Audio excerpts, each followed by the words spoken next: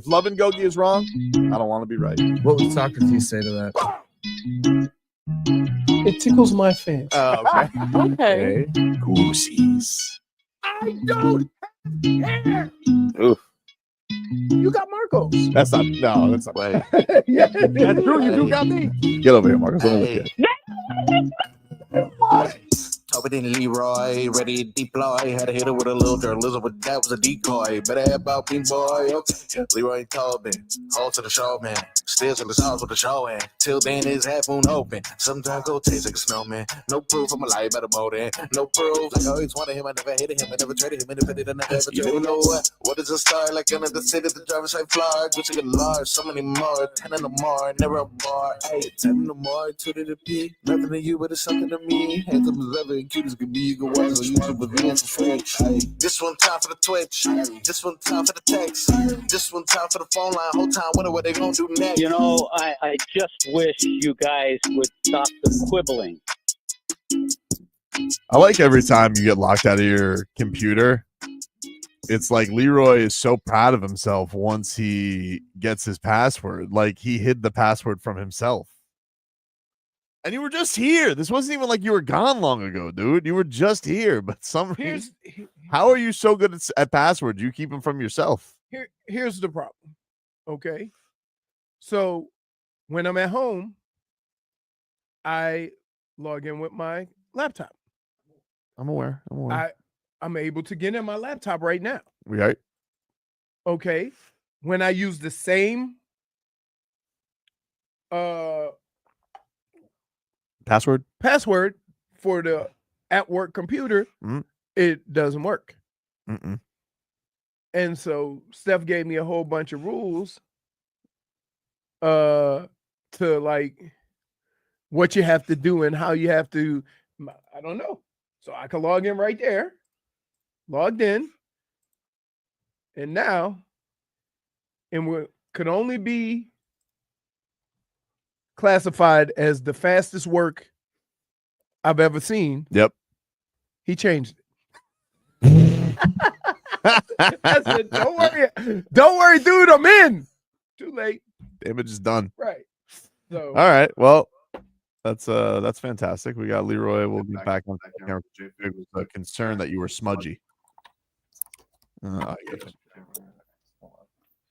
got it. No, you don't. I do. Oh, mute. Who listens to that? This is like, hey, teaching senior citizens. Hey. Look at him.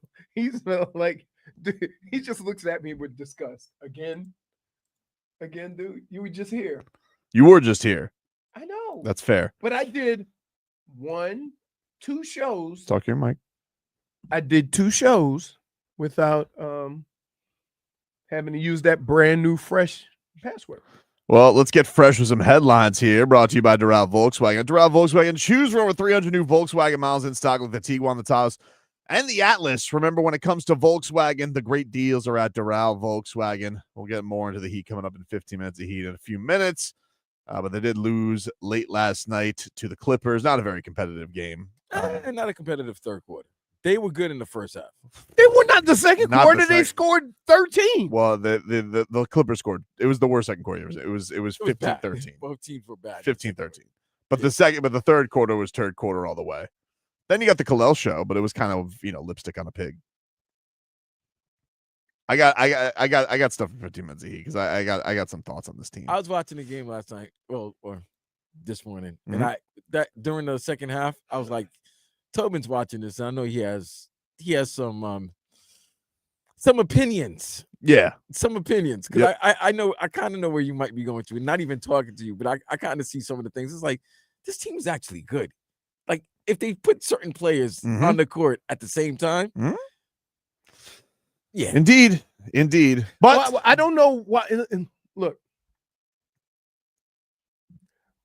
I'm from a different school of thought. I don't give a rat's ass about who you trying to play with, who or whatever. You need to win games, and you need to put the best group out there in the best combination to do that, right? And if that means that this guy has to play with this guy because it makes you dominant during that stretch, then you do it. Like all this protection, I want him to stay with his guys and I want him to stay. You don't ever get to that point because you scored 13 points and then have third quarter, right? So keeping all these guys grouped together did what? I don't know. I say, you know what? Have a 5-minute stretch with Jovic, Kel'el, and Bam. Just so if anything, you're a deterrent defensively. If you're gonna have a 13-point quarter, then you make sure you have guys out there that can also make it difficult on them. 100%. We'll get more into it. But last night, ass kicking in the playoffs. Another one. Well, can I just tell you? There's certain individuals in the NFL, right, that at 12 o'clock, their carriage turns into a pumpkin. You think the time's up? And damn, Sam. And I'm going to name some guys, and you're going to tell me if I'm right or wrong. Joe Flacco. Oh, yeah. Joe Flacco is 3-game and then back to the pumpkin. Right? I mean, 3-4 games. But he did win a championship. And he's old. No, I'm saying right now. Oh, okay. Right now. Right. I'm not saying right now. championship was slinging it all over the field. I'm saying Joe Flacco right now. He doesn't love his family. Right? I can understand his son was wearing a Tyreek Hill jersey his last game with the Jets. Here's another one. Punk kid. Jameis Winston. Yeah. Jameis Winston might go 2 games where he throw for 400 each game. Mm-hmm. But you know it's coming. Oh, yeah. He's a backup. Okay. Okay. Yeah. And now we have a new contributor to that class of quarterback. And I might want to have one in waiting. But Sam Darnold, you've had stretches where everybody said, this is the guy they drafted. This okay. And then he does Sam Darnold stuff. Sure did. So right now, the Minnesota Vikings are going home riding in a pumpkin instead of a limo. 14 wins. 14 wins. God. The quietest 14 wins in the history of football. I'd agree with that. Right? Because nobody would have ever had on their bingo card. The Vikings and the Detroit Lions will play the last game of the season for the 1 seed. Did you call it a Bengal card? Bingo. It's bingo, right? Bingo. Yeah, that sounded right. It did sound like Bengal. Kind of sounded like you said Bengal card. Bingo. Anyway. Bingo. And now I want to ask. Chad Ochocinco. And this hurts to even consider this one. He's still getting paid. But Mm-hmm. Baker Mayfield. What about him? Is he a pumpkin? Can we add? No. No. Can't put Baker. Nah, I don't think so. Baker got 2 postseason wins. I'm not. I don't think so. Okay. I don't think so. Okay. He won on the road in Pittsburgh. Okay. Got you. That's what I was just asking. And he but the other ones are guaranteed. They're riding home. Absolutely. So if you're Minnesota, do you go to Sam Darnold and say, listen, player, we appreciate what you did. We ain't paying you. No. We are not paying you starter dollars. Mm-mm. We're paying you backup dollars, but you can stay with a winning team. Or you can go out there and go to one of these teams that's going to draft a young quarterback, right? And be Kirk Cousins and be out of football in 6 months. Yeah, that's right. Right. If I'm him, I'd try and cash out. What are you going to cash out with? Someone's going to pay him. Somebody's going to pay Someone's going to pay him. There's no way. Someone will pay him. Wait. 2 for 60. You don't think somebody will pay that? Leroy. No. I think you're crazy. Leroy, you don't think somebody's going to pay him? He's the best quarterback in a bear 30, market. Is he? No, he's not way. even. He's not even 20. I don't even think he's 29.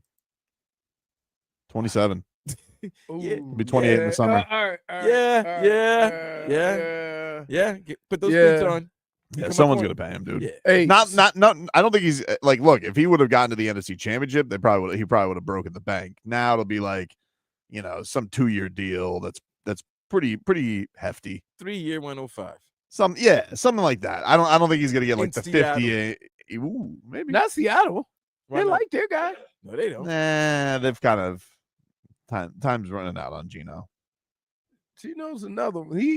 I think he was hidden in the the Northwest.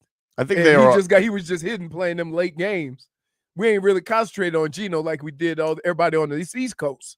So the Rams win 27-9. It wasn't that close. We now have a playoff setting all set. Texans at Chiefs on Saturday, Commanders at Lions, Rams at Eagles on Sunday at 3:00, and the Ravens at the Bills, which everybody cannot wait for. 6:30. That is the game.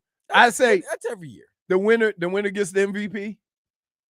The winner of the it's already voted on. No, well, if the loser does get the MVP, they're gonna laugh at that loser. Well, I mean, no, the but regular season MVP votes when they is put the right. numbers up side by side, yeah, there's no way Lamar shouldn't win a third one.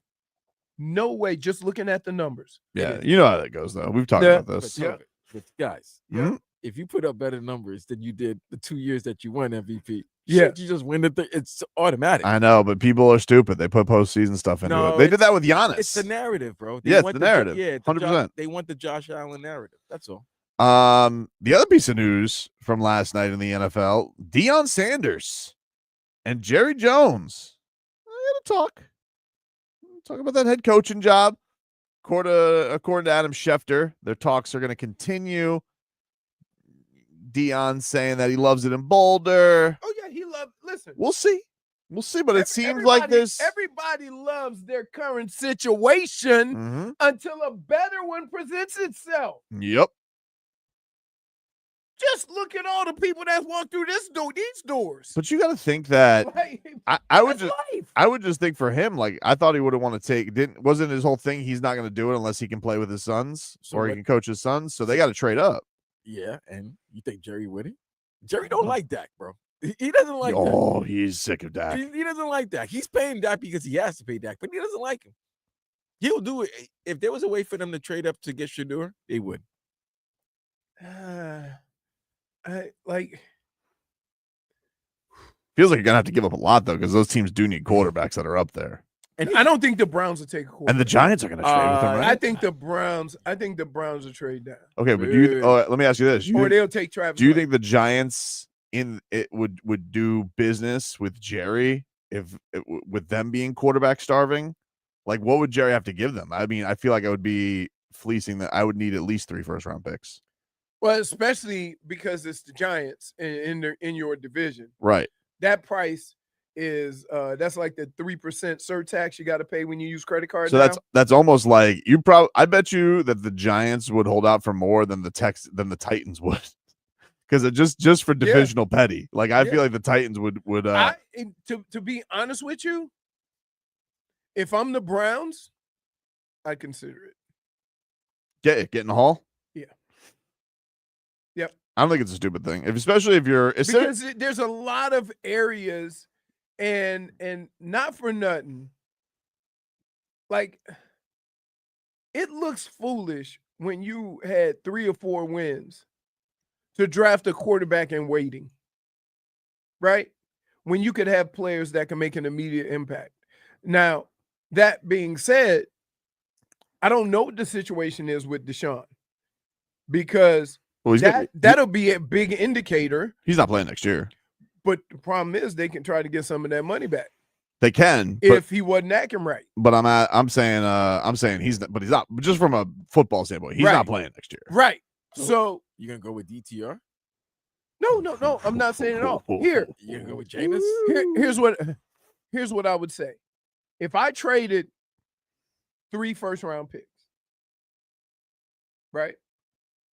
Because me personally, if I'm the Browns, I'm not drafting a quarterback and expecting him to come and play right away, even if it's for half a season. Dude, they've gotten burned on that the last 5 quarterbacks they've taken in the first round. Baker was probably the best one.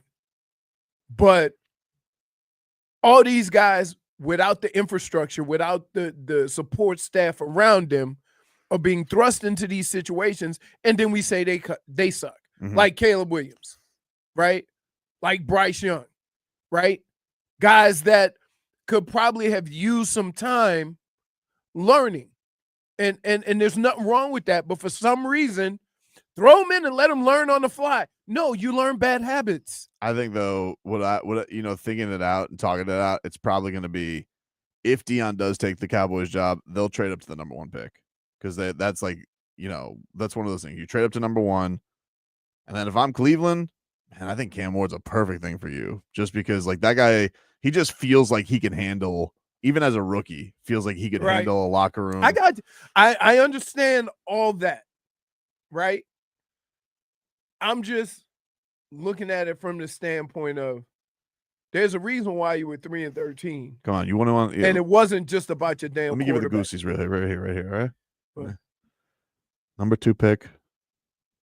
The Cleveland Browns select Cam Ward. And Bernie comes out. You have hurricane to hurricane, Brown to Brown. Oh. I'm not. They could open a steakhouse together. Here, let me explain this, and I can't be more clear. I would love Cam Ward to be in Cleveland. Okay, but is it fair to Cam Ward to put him in a situation that would be damn near impossible for him to succeed because your defense isn't where it should be, your offensive line is getting old, you don't really have a run game, and to put that much pressure on him, right, to the point where you're not giving him a fair shake at being successful? I just think that's the issue that I have with these young quarterbacks sometimes being thrust into this, like, come save us, you were a top 5 pick, you're supposed to be good. No, he was a top 5 prospect. Okay, he's not a top 5 player. This is the draft. For some reason, people think that because you're a top 5 prospect, you're supposed to be a top 5 player. That's not the case. That means that you are being compared to all the other guys that you're being drafted with. You're not being compared to the NFL players. And so when you get there, right, just because you were the best and the highest regarded of the guys in your draft class doesn't give you any more cachet or clout or credibility in the NFL. So when people say, oh, he was a top 5 pick, he should have been this. No, it just meant he was the best quarterback out of all that was available, which some years don't mean nothing. We'll take a break here on the show. Miami Heat, they lose last night. First game without Bam Adebayo this season, as he hurt his back in the previous game, so he missed it. Love was in the starting lineup. Kel'el Ware. Hey, it started off. It started off. Hey, like every love affair starts off great. He emptied the clip. We'll take a break, get into 50 minutes of Heat coming up next.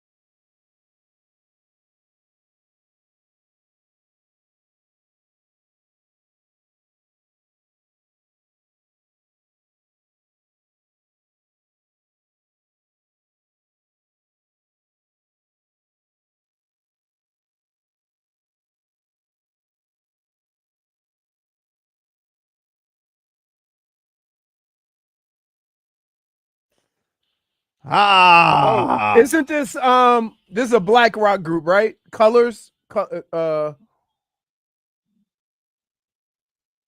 What's in living color. Huh? In living color. No, it's not in living. It's in living color, not in Living color. Yeah. Right. They came to concert in Michigan. did they really? Yeah, I remember seeing. That's kind of cool. That's when they were like young.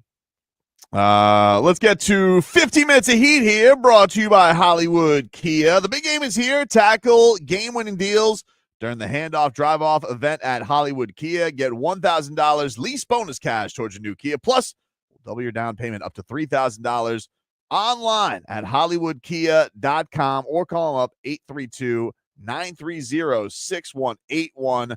Last night, the Miami Heat, without Bam Adebayo, they lose 109-98 to the Los Angeles Clippers.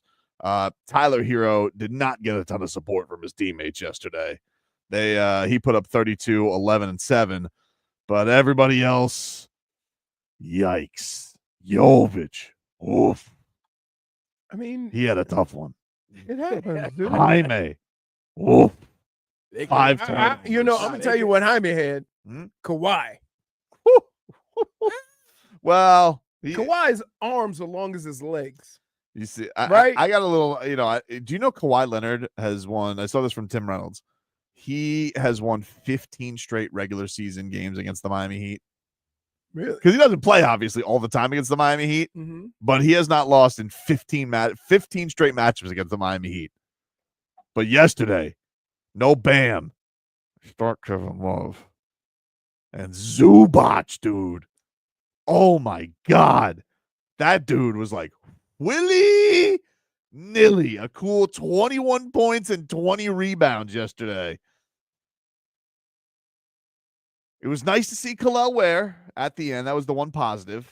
The warehouse was open, Leroy. First career NBA double-double. Here's the problem. Yep.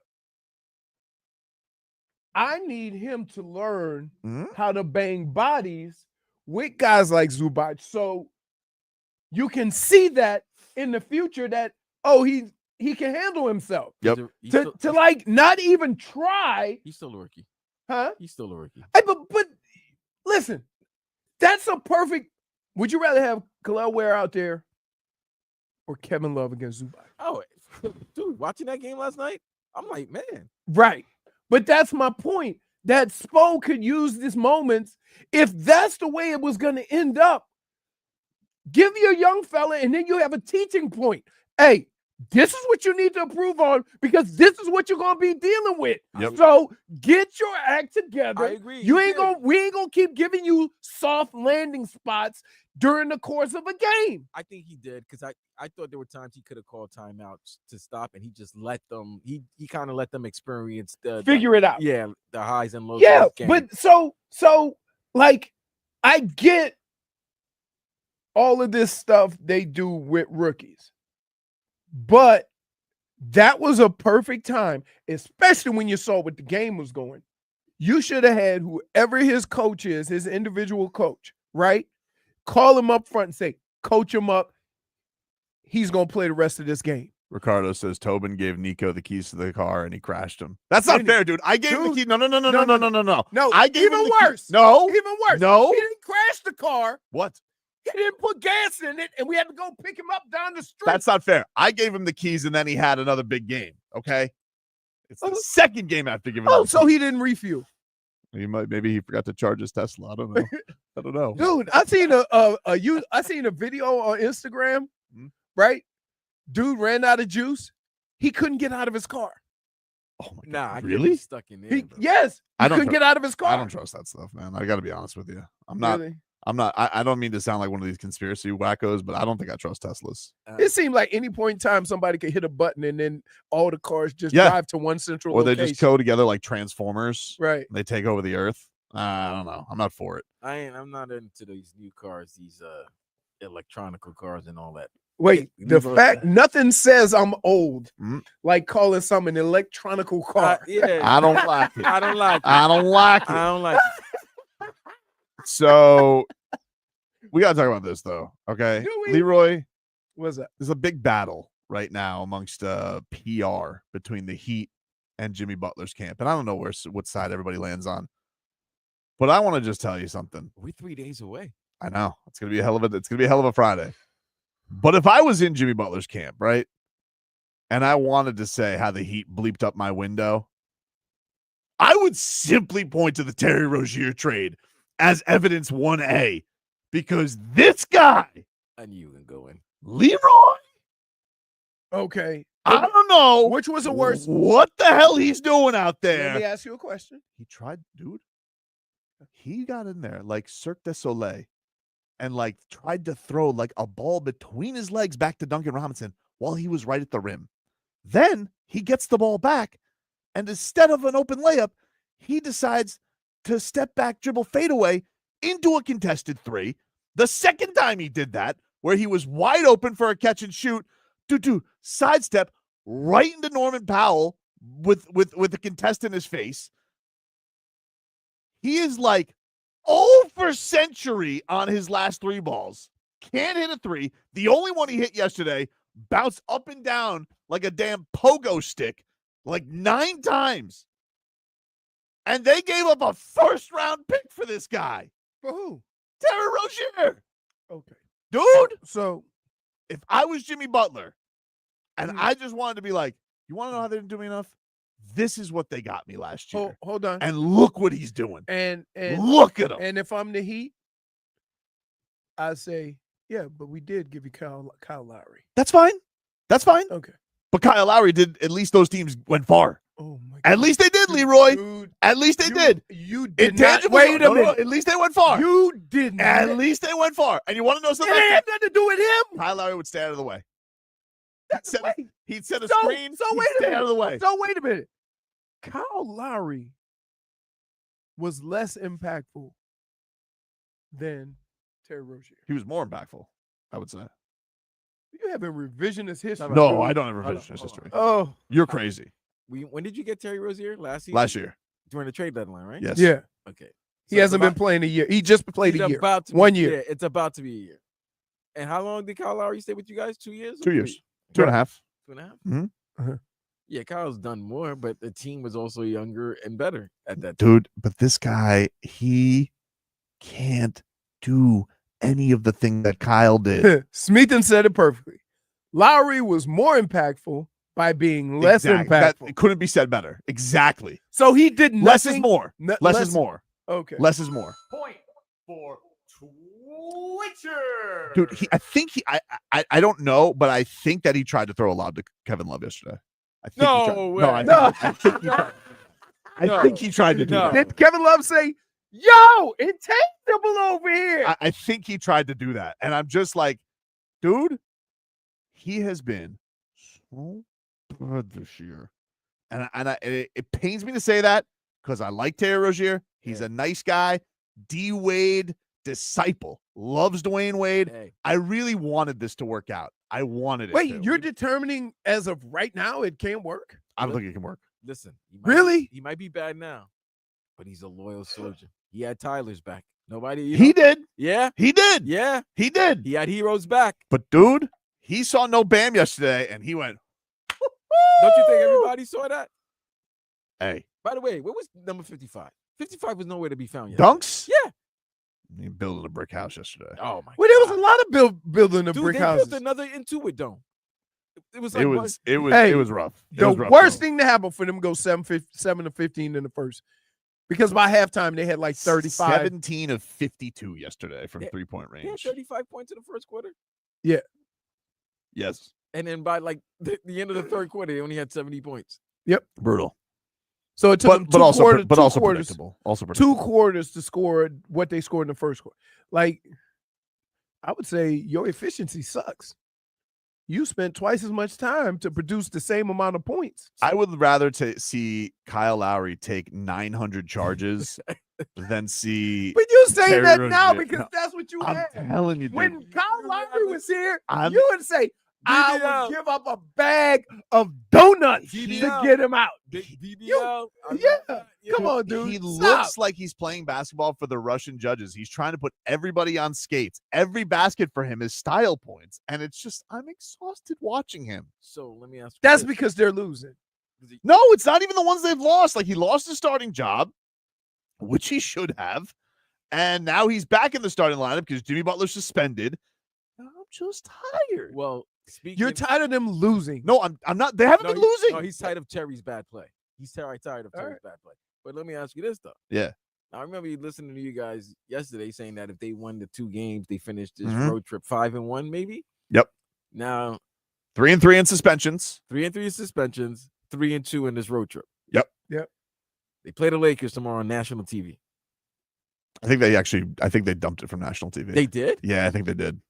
Wow. I think they did. Okay, because I think they did because of the fires. I don't think it was because it wasn't the match, but I'm pretty sure it got dumped.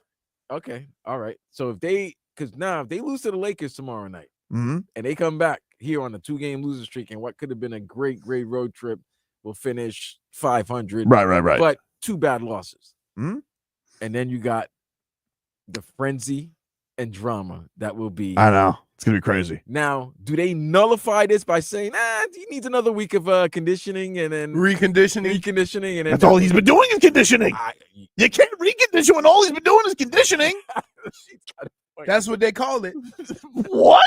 Send him to Sioux Falls. I wish they'd recondition Terry Rozier. Because what? They got 2 home games, right? They got San Antonio. They got 3. Denver and San Antonio. I think it's Denver, San Antonio, and then I think Portland on Tuesday. Nah, the problem is you can't hide them. You can't hide them. Can I just say this? Here is the problem.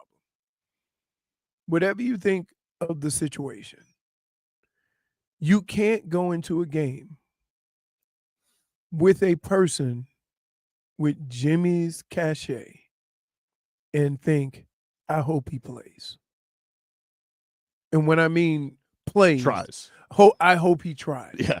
That in itself is a problem. That's the problem that I'm having with this whole situation.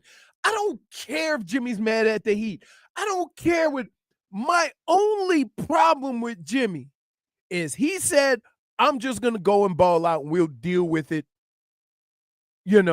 after the season. That's what Jimmy said. And then I saw a one-legged 3. Oof. Right? And I saw him standing in the corner.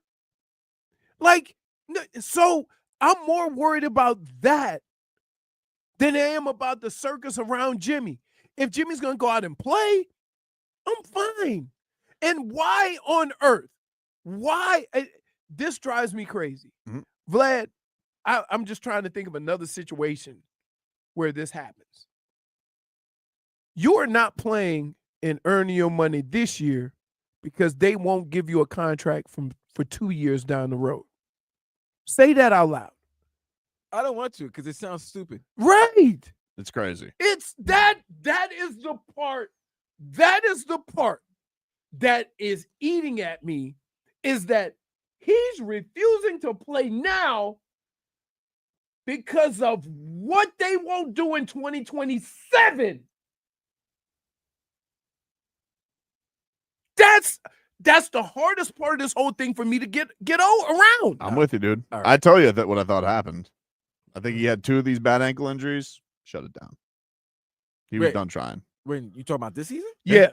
He thinks it's a health thing, and he don't want to go out there and get hurt. But Tobin, then here's the thing, though, Leroy. If that's the case, Tobin, then he's trying to get a guaranteed contract before everybody else. It's essentially a holdout. Right. It's essentially a holdout. You're trying to get it. You're trying to fleece him. That's what you're trying to do. You're trying to fleece the next person. And he's got and so he knows he's not fleecing the Heat. He's got hey, who's that fleece on line 2 from the desert?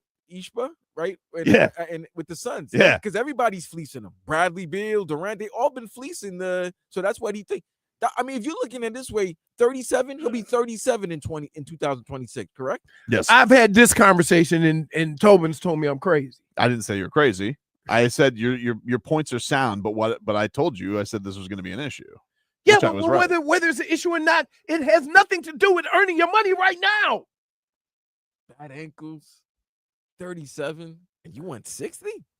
No, what I'm saying. So when they gave him the full extension, 2 years ago? Yep. Right? But okay. Mm-hmm. Like, this is like, you know how much crap could change in the 2 years? And he was about 2 years ago. None of us are promised 2 years, 2027. Did you just kill us all? I said none of us. No, I said nobody's promised anything in 2027. I know it's killing. I don't mean life. I mean this job. I mean your house. I mean what's going on with the economy. Nothing's promised. So why? I know what's promised. What? We gotta get to cat talk. Take a break. Back with more for this.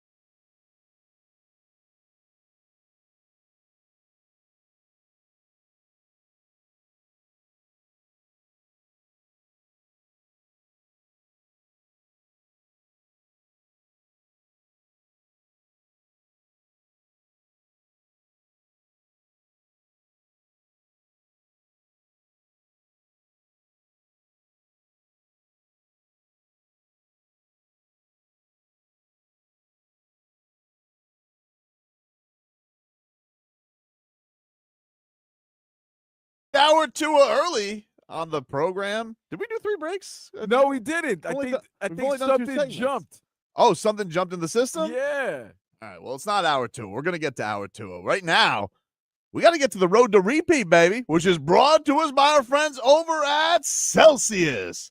Hockey fans, don't sit this one out when it's game time. Make Celsius a part of your play and get that energy up. Game day is fueled by Celsius Essential Energy Drink, the official energy drink of your Florida Panthers. Panthers lose last night. Unfortunate. They cough up a 2-0 lead and fall to the Philadelphia Flyers 4-3. That despite Sam Reinhart, who back-to-back. Another game where he has a shorthanded goal and a power play goal. The problem with the other side of things is the damn Panthers couldn't stay out of the penalty box.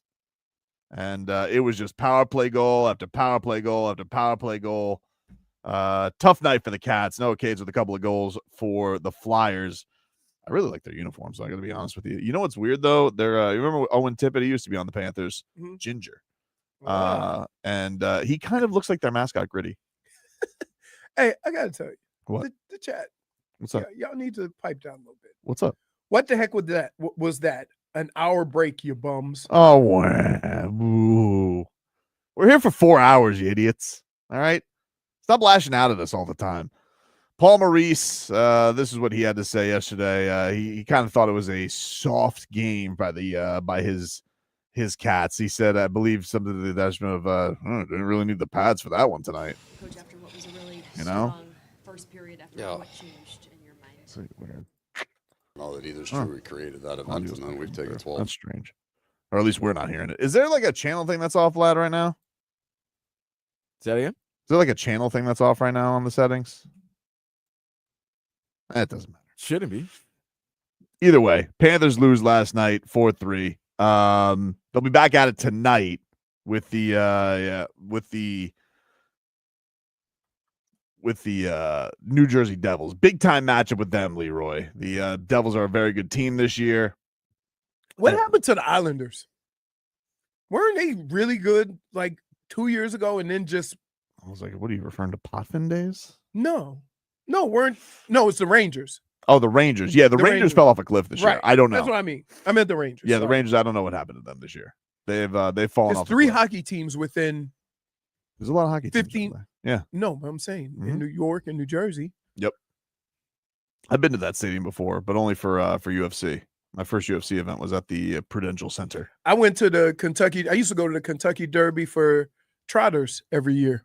The Hambletonian. Oh yeah. We used to always practice against. We used to always play Jets the same time of year, and it's right there in the Meadowlands. So you stay there. You just run across the street. Hopefully the Cats can get things right tonight, but they have been inconsistent as of late, and especially playing disciplined hockey. They have not done that. They hit this stretch.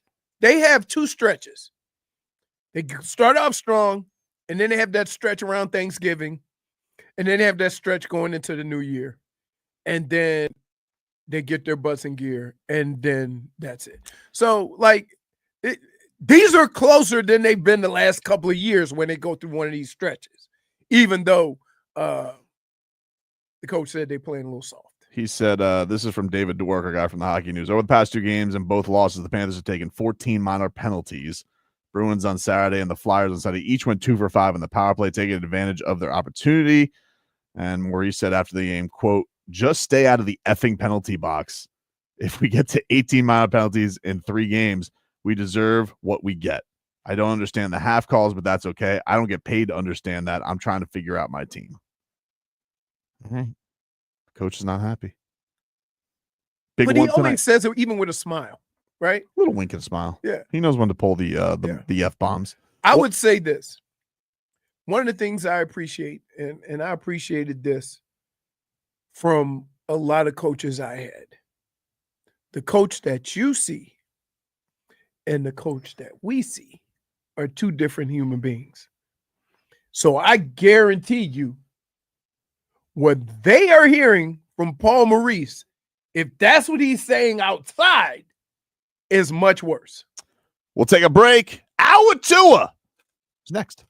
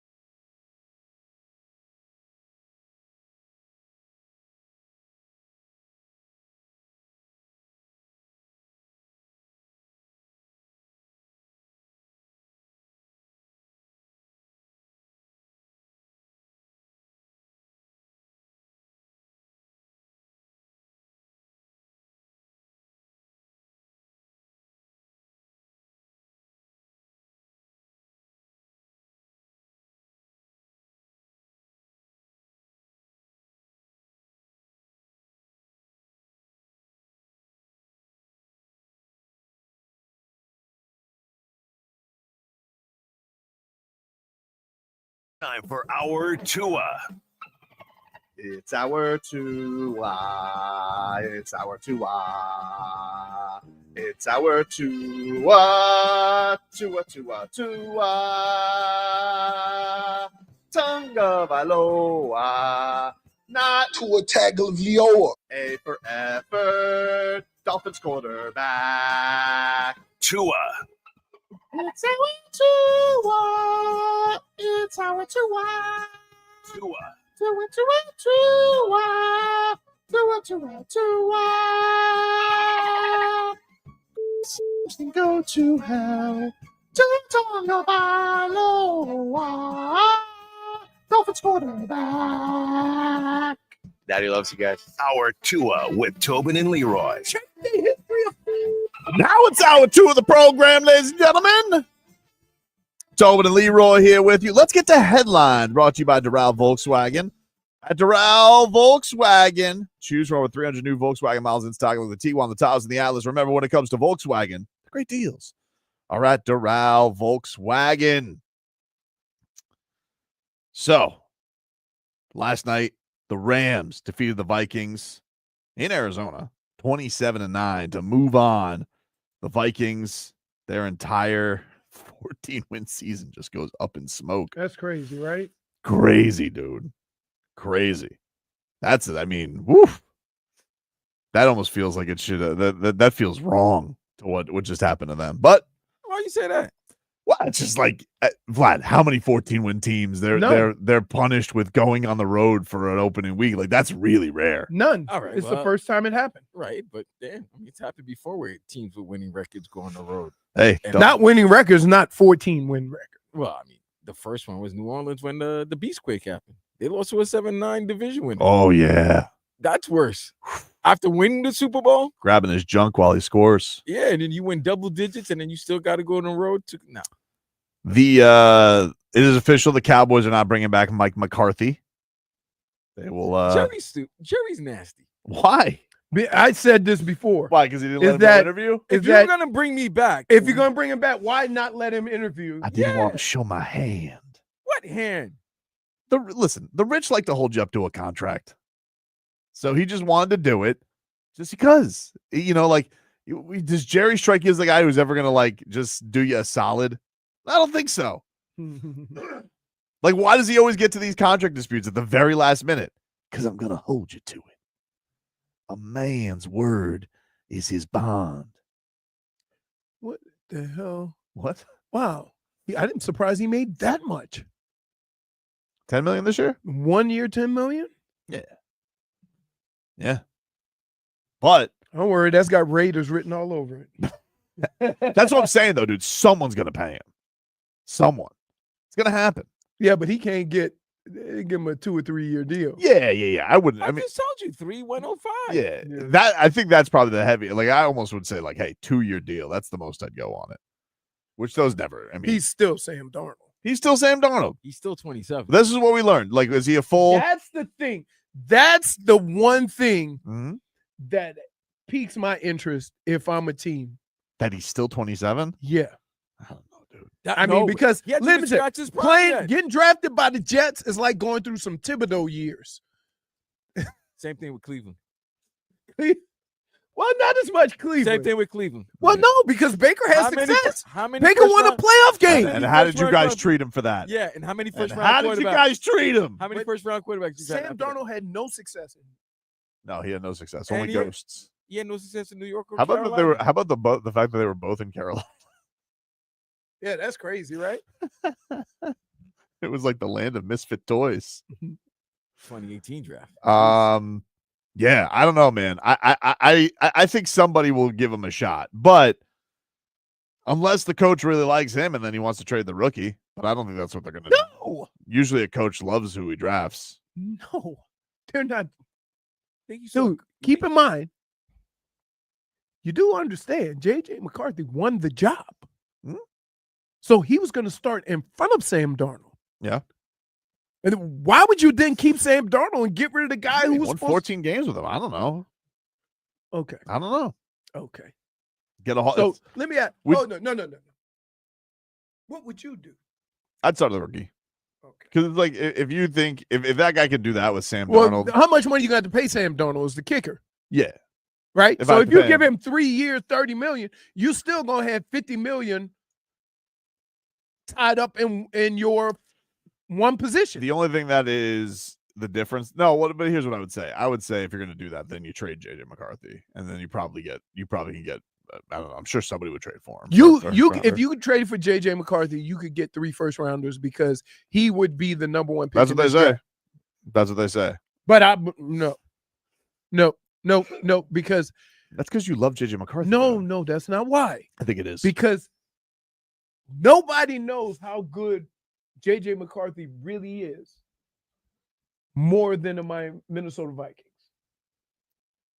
So if they do trade him, that means that they didn't think that he could outperform Sam Darnold playing the way he did. This is the Alex Smith situation, is it not? Like it's exactly. I mean, it's not as No, but they signed, but they brought Alex Smith in and he sat for what? 2 years? He played for 2 years. No, I'm saying talking about Niners. I'm talking about the I'm Kansas talking City about Chiefs. Kansas City Chiefs. Oh, Like I thought they He still played 2 years. Was it 2 years? he played 2 With years. Patrick Mahomes there. Right. No, but he was essentially a draft bust. He went to Kansas City. They won a lot of games, but they felt like they peaked and they handed it over to Patrick Mahomes. You think he was a draft It wasn't bust? a bust though. He wasn't a bust. He went to the NFC Championship Whoa, game whoa, with the Niners, Dude. and then they replaced him with Kaepernick. I think most people would say Alex Smith is now. You probably look at it his whole career, but he ended up on the Kansas City Chiefs. If he's not sticking with the team that but you I take think him, they went Kaepernick. They went cheaper with Kaepernick. Rats off a ship. What? That guy had no. Wait, that guy was a quarterback for nothing but like teams with mostly winning records. You think? Hold on. You think Like, that that means something. you think Alex Smith is looked upon as a successful pick by the 49ers? I don't think so. Wait, if you take your team to an NFC title game and a couple of playoff appearances, Well, okay. Here's what I'll give you the example. Jared Goff, Rams draft bust. no, Bust. no, Dude. Super Bowl. Bust. No. No. No. Let me clarify this. Sometimes people draft players on what they can do for their team. Okay? It doesn't always work out. But if that guy goes on to have success somewhere else, he wasn't a bust. He just didn't fit what you want. For your team, he's a bust. No, Egg Benogany, right? Started this year for the Commanders, doing some good things, but will be a Dolphins draft He was bust. 12 years old when they drafted. Doesn't matter, dude. But hold on. Draft bust. But if you had some sort of You'd like if I'm Chris Greer, I don't get to put that on a wait, hit. No. Is But Baker here's the Mayfield- deal. Is Baker Mayfield a bust? If a guy goes on and plays, Is 10, Baker 15 Mayfield a bust? Baker Mayfield, here's the difference. he was hurt. Baker Mayfield got was hurt. hurt, and they actually made the bust with the free agent signing. Right. Here's what I would say. When you draft a prospect, you're drafting him based on his abilities to play in this league for however long, right? If a guy goes on to play 10, 12, 13 years, I'm not talking about backup quarterback, right? But if a guy goes on to play in the NFL for 9, 10, 11, 12 years, that wasn't a draft bust. It means it just didn't work out for you. Bust. It didn't. I didn't Really? say that. Wait, no, come on. If you take your team to the playoffs, Think about this. So was I Cleveland Browns bust? No, how many years you play for them? I played, well, the team moved to Baltimore and then they Oh, that's not your fault. Unforeseen circumstances. So wait. Wait. Mhm. So let's figure this out. And in fact, they tried Wait. to replace you and So they failed. was Brett Favre and the Atlanta Falcons bust? Absolutely. They traded him. Doesn't matter. Didn't work out. That's not. See, you're drafting a prospect based on what he can do at this level, Mhm. right? And depending on what the circumstances are with your coach or whatever, it might not fit what you're doing. It doesn't mean the guy can't play. So Toby. Okay, look, Vlad. No, by but your a standards, bust, hold on, by a your- bust to me is Jamarcus Russell. Okay, but is Sam Darnold a bust? He's a bust. But was look a at the bust. chaos that's going on. doesn't matter. He's a bust. Was Aaron Rodgers a bust? Why would he be a bust? A free agent pickup? Like, is he the same as? Come on. Wait. No, Wait. no. Is he the same? No. Wait. Is he the same? You're not a grown up. I can't have this conversation with you. Is he the same as Deshaun Watson in Cleveland? No. Both of them have had zero success. He has 4 MVPs in a Super That ain't Bowl. got nothing to do with What the are free you agent talking signing. about? All right. Was he a bust for the Jets? I want you to do me a favor. Was he a bust for the Jets? Yes, but he's not a draft. We're talking Kids. draft bust. No, Kids. but you just said All free right. agent. You brought up the free agent thing. I didn't bring a free agent. Yes, you did. I didn't You bring a said, free wait, agent. you said Cleveland Browns with the. I said Baker wasn't a bust because they went to get Deshaun Watson. Like they didn't purely send out Baker Mayfield because of performance. They sent him out for injury and because they thought Deshaun Watson was better. Okay, They were wrong. Here. You're saying Minka Fitzpatrick is a bust. No, because Minka Fitzpatrick demanded a trade. Okay, but it's like He demanded a trade. see, no, I look at Noah it this way. Igbinogheni's the better argument. If every person you draft plays Mhm. 7 to 10 plus years, Yeah. if every single person you draft, Yeah. you are a good drafter of talent. He's got to work out for you. Has to. Like, for example. So then let me ask you this then. Yeah. Is your quarterback a bust so far? No. Not yet. But he had to work for you. You haven't won a playoff game. You haven't won a division. He's not a bust, but he's also not a star. He's like a lazy river of okay. You got some. But you saying Aaron, I mean, that was a ridiculous argument. I Well, can't. he hates Aaron Rodgers. He hates Aaron Rodgers. And he won't tell just hates people him. no, why. but I'm just saying you use the free agent thing with Deshaun Watson and say, yeah, that was a free agent bust. No. He was asking if Baker was a bust for the Browns. Right. And I'm saying no, because the And then circumstances you of said him the leaving, bust was the free agent. it was more of a bust. Okay. But I'm so talking more draft is busts. is Aaron Rodgers, is he a free agent bust? Now he's Yeah. a bust. But he wasn't a bust for the Packers. That's a ridiculous statement. okay. No. I got you. Now, if Liam Eichenberg goes off and becomes a Pro Bowler with the Vikings, Yeah. he's a Dolphins bust. I don't make the rules. It's just But what it then is. but that's not on the It's a bust. If you're a bust on the team Bust a bust. and then go somewhere else and have success, right?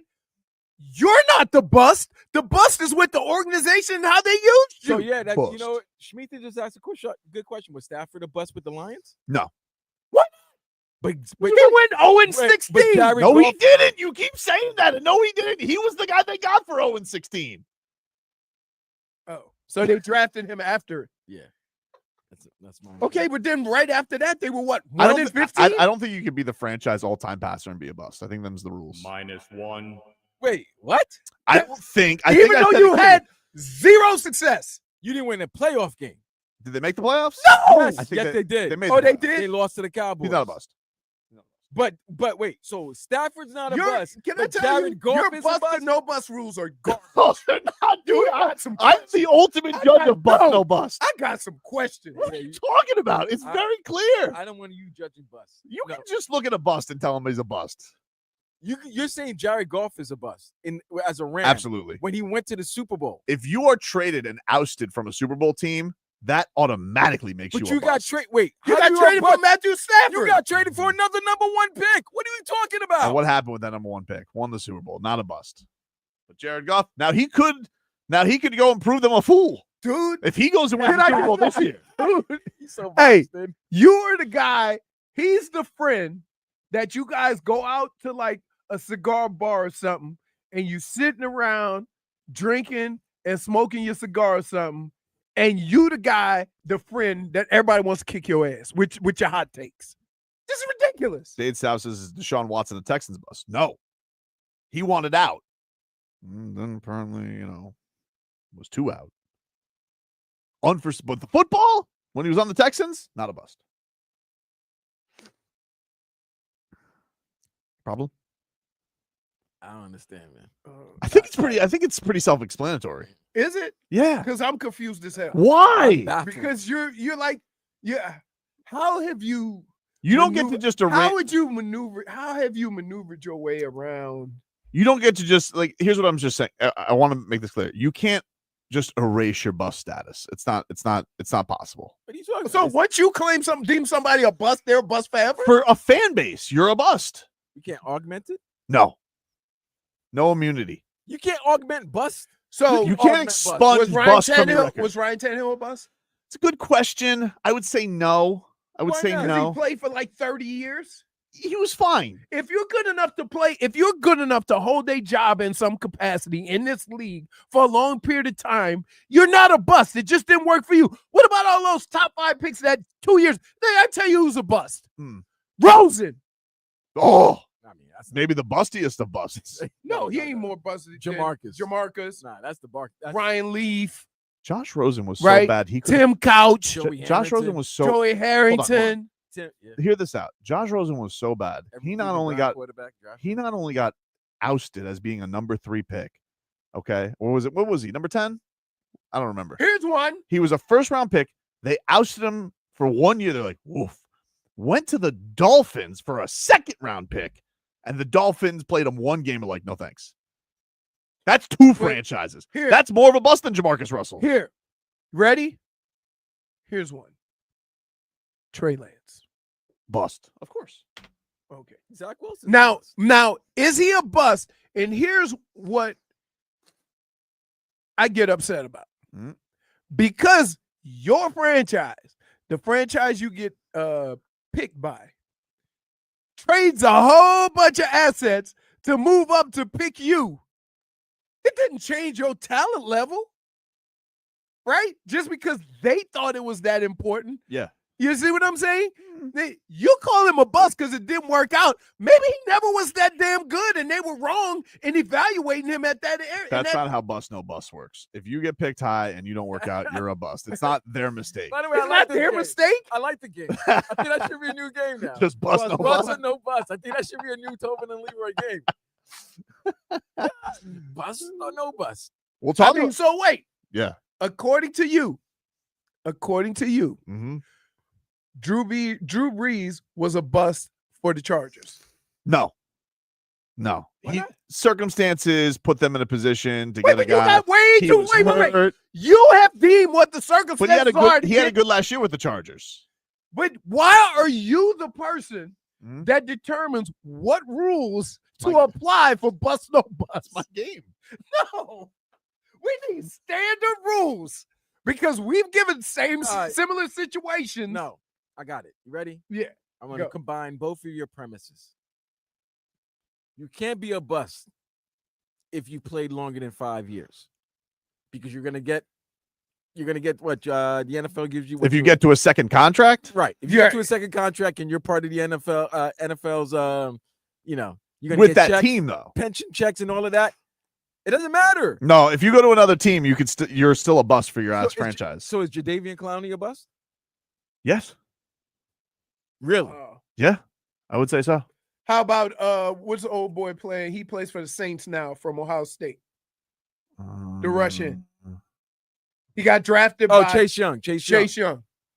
Yeah, he's a bust. Bust. Yeah, he's a bust. But he has that Jadeveon Clowney in him, right? Yeah, but Jadeveon like he's Clowney, dominant, but he don't really make no plays. I think we all got fooled by that tackle against Michigan. Woo, and that's that why we wasn't a love Clowney. tackle. But that was an assault. But he's so let me ask you this, Tobin. Yeah. If there's a lot of expectations with you, but we put those expectations on these guys? Okay, they may never be that good to start off with. Doesn't matter. That's what comes with responsibility. I'm gonna tell you why. Because like in the NBA version, some people would think Joe Smith was a bust. He was the number 1 pick back in the days, but he played 12 years in the NBA and he was a solid front court player. So is it expectations? If you don't live up to the expectations, I'll give you a perfect guy we had of you, but you still played and contributed, are you considered a bust? Yes. Okay. Why? Michael Beasley, and I love him. Right. I love Michael Beasley. Oh yeah, because he was number 2 in the draft. That's different. Bust. OJ Mayo. He played a long time though. OJ Mayo. How long did OJ Mayo live? 15 years? Yeah, but he never ever was that scorer. Because he's a bust, Yeah. dude. Harold Miner, bust. Take a break. Baby Jordan. Back after this.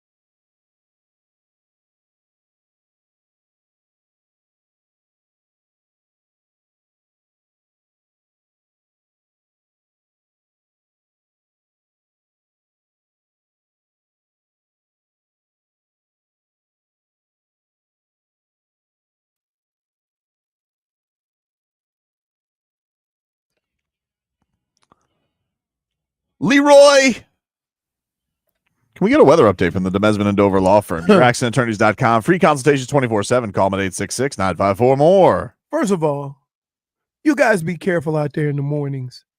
We have had some dense fog that has not been burned off, and now it's mostly cloudy, right? It looks like it's going to rain, but I don't really think there's rain in the forecast. So, but just be careful in the mornings with the fog.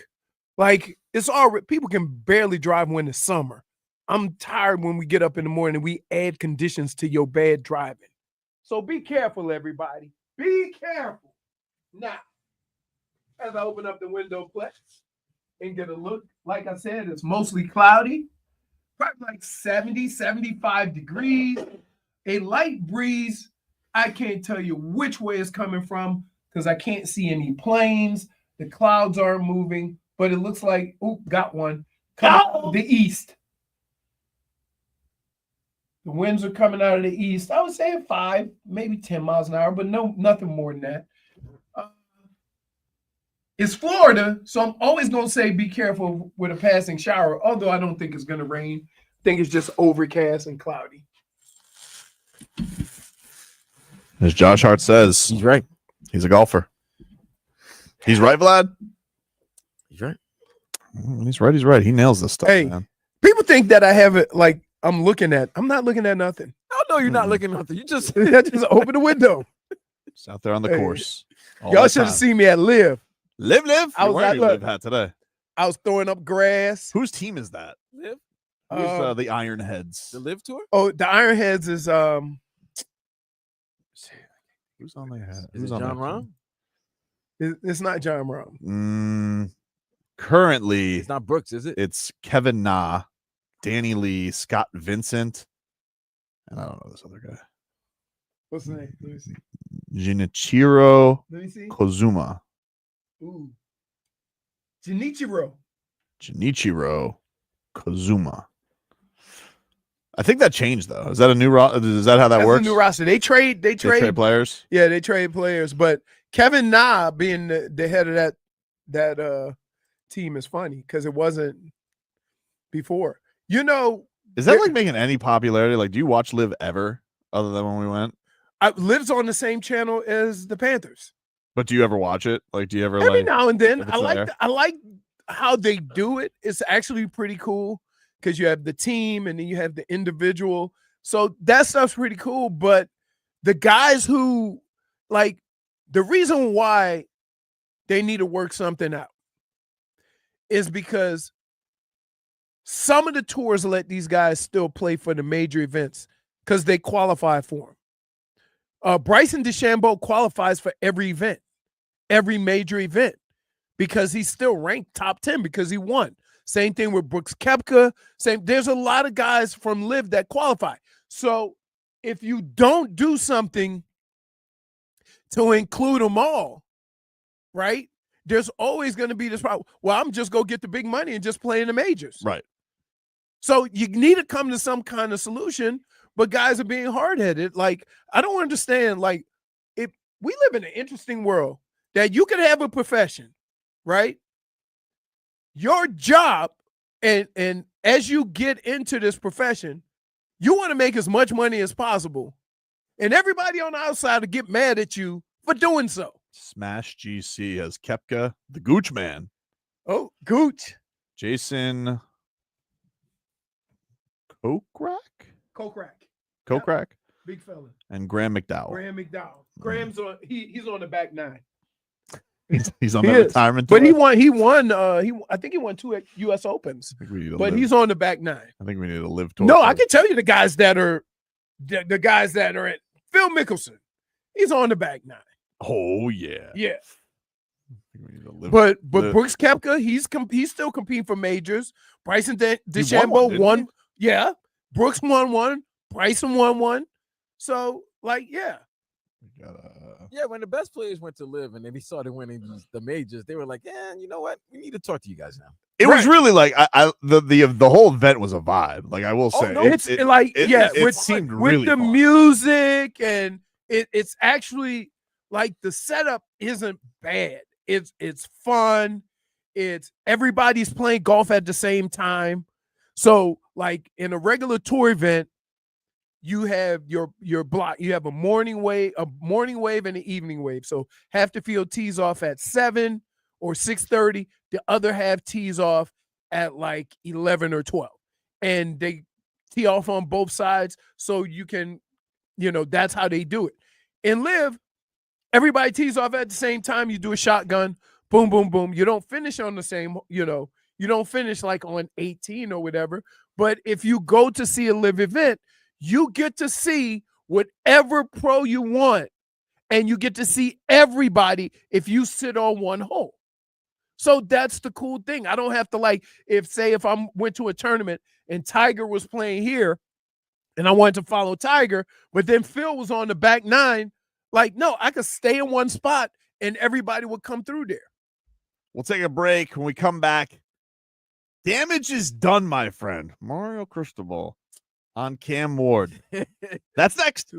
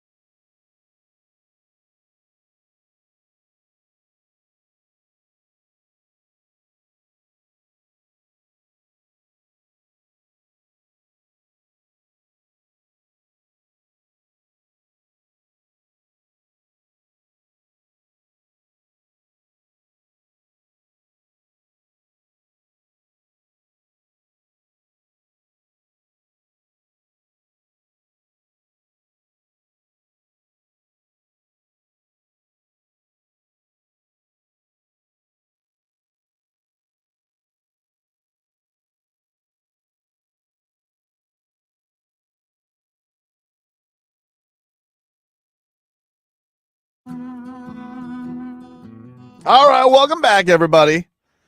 It's Tobin and Leroy here with you. Time to get to our favorite Tuesday game. The damage is done, my friend. Go around the room. We'll say what the damage has been done. Anthony Chiang from the Miami Herald. You're going to talk a little Heat with Anthony coming up in about an hour's time. Get what his thoughts are on all things Jimmy Butler. He's been boots on the ground with a lot of this reporting. So we'll talk to Anthony coming on up. But Leroy, yesterday was a busy day in Canes land as the Miami Hurricanes were introducing their new defensive coordinator, Corey Heatherman, and then Mario Cristobal spoke for about a half hour. And one of the topics of conversation was Cam Ward. As we all know, Cam Ward went through what seemed like very unnecessary criticism for not playing in the second half of the Pop Tart Bowl. Say that again. The Pop Tart Bowl. Here was Mario Cristobal when asked about the idea that Cam Ward quit on the team. Well, I would give it clarity real quick. I'd say for sure a false narrative. Okay, I think what was very clear to us as we got closer and closer to game day, it became increasingly evident that Cam was more than likely going to be the first player selected in the NFL draft. And that's when decisions were made that were best for everybody. And they played out that way. Okay. And then for obvious reasons, we're not going to discuss personnel. We're not going to discuss game plan for anybody at any time. And I don't feel the need to go race to squash false narratives and a bunch of bullshit that people like to start because that's their way of, doing whatever their job is. So that's where it's at. That's where it's always been. Okay, but here's the thing, Mario. In today's day and age, go rush to defend your guy. Go rush and say, hey, anybody here who's critiquing him, that's ridiculous. You can say that weeks ago when this whole thing was going around. You wait, 2 weeks to get to this point? You had to go enjoy Christmas? Yeah, you have to wait till you get Carson back. If I may, this whole situation is because of Mario Cristobal. And here's why. Because after the game, when he was asked, all he had to say was this. Hey, I wanted to get Emery some game time, real live reps. Cam didn't have to play. He played the first half. We had a conversation. I said, let me give Emery some run. That's it. Yeah. You take the reins on this, but because you were so damn wishy-washy and try to be so secretive of all the things you were saying, it raised more questions. Those conversations are private. Right.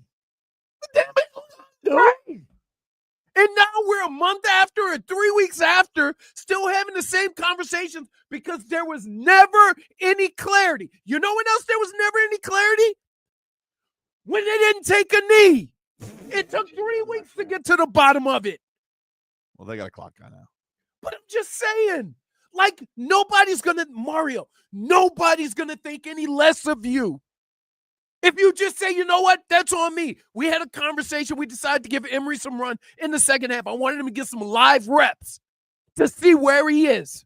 It really is a thing of There's nothing wrong with that. I don't want to give anybody anything. It's like, okay, but you're making it hard on your guys. Yeah, you're hurting your guy. Like, you're making anybody question this idea that he's selfish. I'm like, what are we doing? What are we doing? Oh, we just realized he was going to be the number one pick. You did? Has anybody opened up a mock draft to you in the last, 3 months?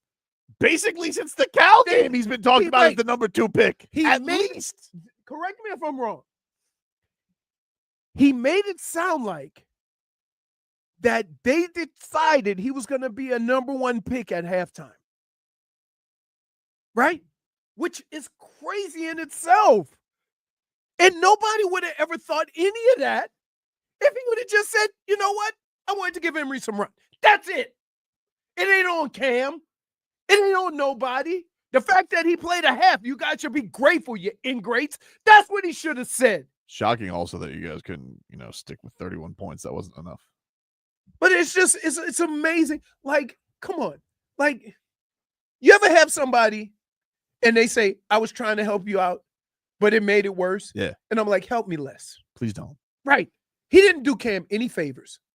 None. Damage is done. All right. What's your damage done? On Friday. Yeah. It's a big day. This Friday? This Friday. Oh, yeah. It's a big day. Oh, yeah. Anniversary? You could call it that. A reunion of such. NFC Championship game? Nope. Jimmy Butler and the Miami Heat. Oh, man. Now, I'm going to put this out there and say this. I don't know if the damage is done, which probably means the damage is done. Oh, the damage is done. I've never been Damage is done. this interested in a player returning than I am Jimmy Butler getting back to the Heat, because I know Pat Riley, and I feel I know Jimmy Butler pretty well. And those guys have been a certain way for most of their life. How's this going to play? And that's not even talking about Eric Spoelstra. Yep. Who's basically been like, it's so done with it seems like. Right. Well, for a month. He just wants to coach and win games. Yep. May I suggest you play those young guys a little more consistently? Kevin Love. Jesus Christ, man. I've been talking. Hey, I've been talking to you every break about that. Can I just say this? I'm like, and I got nothing against Kevin Love. I love that dude. Has been awesome for all the right reasons. Great guy. His whole career. But he's tired. Yes, he needs a nap. He needs a nap. He needs a nap. Like, let him go find just like a day bed somewhere. Right. Give him an Arnold Palmer and let him kick Right. back and You know relax. what's funny? You know what's funny about you guys? It's that all these great legends, and they are great legends, like Calais, Kevin Love. You all want them to just take a nap. Like, Not Calais. We need Calais. No. He said, let Calais and let Teron Armstead just go somewhere. No, Teron, I wanted to take a nap, Teron Armstead. Well, needless to say, Teron might be in that Kevin Love category. Well, then, therefore, guys, they are in the right state. They're in the perfect market to take a nap and relax. Yeah. But anyway, do you think, like, what point does Kevin Love go to Spo and he goes, again, Zubac, dude? Yeah, you got to Bill Cartwright him. You got to Bill Cartwright him. Yeah, you should. Spo should have gotten out of that like crypto. He goes, I got 3 straight threes out of Kevin Love. Get out. Yank him. But that's my thing. So I Old like pump and dump. I don't necessarily know if his damage is done, but the fact that we've been talking about it for the last 7 games, I feel like there's something there. I feel like that somebody's not going to be able to, get the juice back. I don't know if it's Pat Riley. I don't know if it's Jimmy. I don't know if it's Spo. I don't know if Jimmy's going to be able to do it. It's just like. Schmeathan says, what if Jimmy shows up to the arena dressed as an actual son? What if he's on the bet? What if he doesn't play and he just drinks Capri Suns? Oh, he's going to have orange and yellow hair, right? Fire hair. Who knows? We shouldn't feel this way. What if he comes to the arena? It'd be an elite Jimmy Butler move. You know who runs the Suns? Who? James Jones. He should come to the arena in a James Jones Heat jersey. Wow. Wait. You want to know James Jones? Interesting question. James Jones on the Heat, 22. So everybody thinks he walks in and he's wearing a Jimmy Butler jersey. I bet he could pull the old switcheroo. I bet he could trick him. That'd actually be funny. That would be funny. That'd be a good troll. If Jimmy Butler, he goes, hey, you're going to hand me that 22, but it's going to say Jones on the back. And so Jimmy Butler gets introduced if he does play. And he goes, 22! And it just has James Jones's jersey. That's messed up. Hey, question. Do they boo him? Yeah. I think he does get booed, and that's going to hurt me. It's 50-50. That's not going to hurt. You think It's 50-50. This is Let me just say this. Tobin's torn right now. Let me just say this. If they boo Jimmy, you have now decreased the 15% that I put out there to 10 on whether Jimmy plays. So what do you think Jimmy's gonna? They're supposed to cheer for Jimmy. There might be people that don't No, like what but I Jimmy's doing. They might not like Jimmy's again. play. I understand what Jimmy is doing. Mm-hmm. My only problem is then don't say what you said before the season. And what does 2027 have to do with your money you're earning now? I think Jimmy really thought that when he pulled the move. He thought he was going. It was going. He wasn't going to be here anymore. And I think when the Heat, and to be honest with you, I think when the Heat suspended him the 7 games, I think they were like, "Oh, we'll get him out of here in 2 weeks." Well, listen. So I don't know. There's nothing worse, right? There is nothing worse than an athlete who values his talent more than anybody who would actually pay him. Right? Timbo says they're so gonna boo him. Turk says dead silence, crickets. Oh, nah, they're gonna boo him. No, and you say he has to start. What else are you gonna do? He's gonna come off. You can't run an organization like that. I don't know about putting. You can't run an organization like that. It's better. It's better. It's better off to start him if you want to avoid the boos because you got all the music and pyrotechnics going on. Because if you check, you can't. Oh my God! Do you really want to put Tobin? Do you? So you're trying to avoid the catastrophe. What do you mean? So you're thinking of doing things so that you can avoid other situations. I don't know what the catastrophe is at this. I feel like we're already at the catastrophe. Like, no, the catastrophe is putting Jimmy out there and playing 4-on-5. We've already done that. We've been there. No, so why would you? So let me ask you. You don't want to see you don't want to see one-legged threes? I got this, Vlad. So, you know what the definition of insanity is? Yeah. Yeah, repeating the same thing over. Right. So you saw him shoot the 1 foot threes and stand in the corner, and you go, then start him again? I don't know. Like, I'm supposed to just so I'm just supposed to keep him on the bench. I don't know. He earned it. That's what he earned. Okay, but here's what's gonna happen. That's what he earned. I don't care. We're gonna get a LeBron is tired situation where people are gonna where they're gonna be like, get my joy back. Get my They're gonna do that anyway. No, but if he's sitting on the bench, they're gonna do that anyway. I'm telling you, my goodness. The basketball can be the elixir. Really? But here, let's look at this from the standpoint of being adults. Yeah. And the only information you have is your recent history. Okay? Now, what you're saying is Jimmy's going to come back. He's going to ball out. Hard to say. And what I'm telling you is, based on what you've seen, the history and recent history of what has happened, he's not. So would you be considered insane if you put him out there and he does the same thing? One could say yes. Okay. However, he's a loose cannon. I don't know what he's going to do. He could come out there and try and maybe he's been bored all these days. Maybe he just wants to go kill. I mean, listen, they never beat the Nuggets. Never. So odds are he wouldn't have a good game anyway. But if he did, he does that, and then he stinks it up the next game. I don't know. Vlad, quickly, what is your damages done today, buddy? Mike McDaniel. Whoa. Well, that's a go. You know that. Mike McDaniel. When we said the streets needed a body, I didn't think he was going to take out his own boy. I know, That's dude. Nasty work. Wes Welker hit the bricks. Man. Like, what did Wes Welker do to deserve to get it? Like, I think that's not the body I think the streets want. I don't think that. That's not what it went. So I was very disappointed to see Wes Welker go, especially a former Miami Dolphin legend, a guy that the organization let go too quickly, and then he went to have a tremendous career in New England, not a bust. Denver, not a bust. If you're 3rd or 4th round, you can't really be a bust. You know what I mean?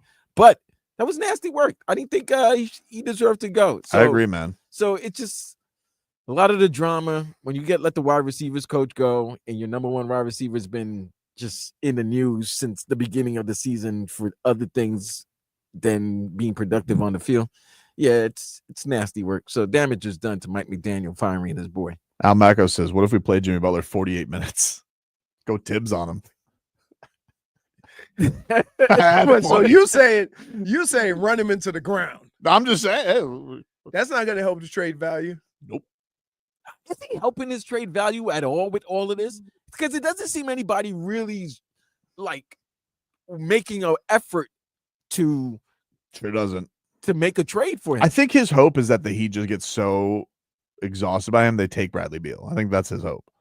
I don't think they're gonna do it. I think they're dug in. No. I'd be mad at them. I would too. Take a break. Back after this.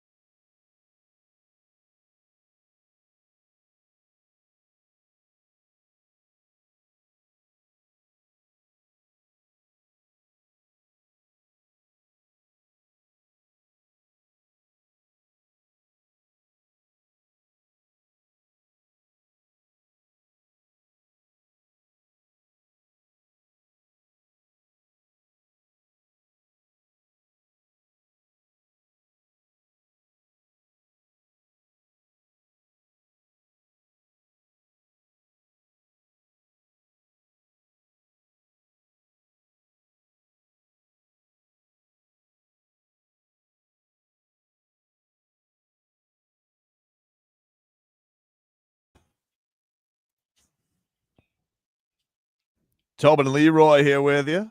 560 WQAM. Get to a little cat talk here, brought to us by Hollywood Kia. The big game is here.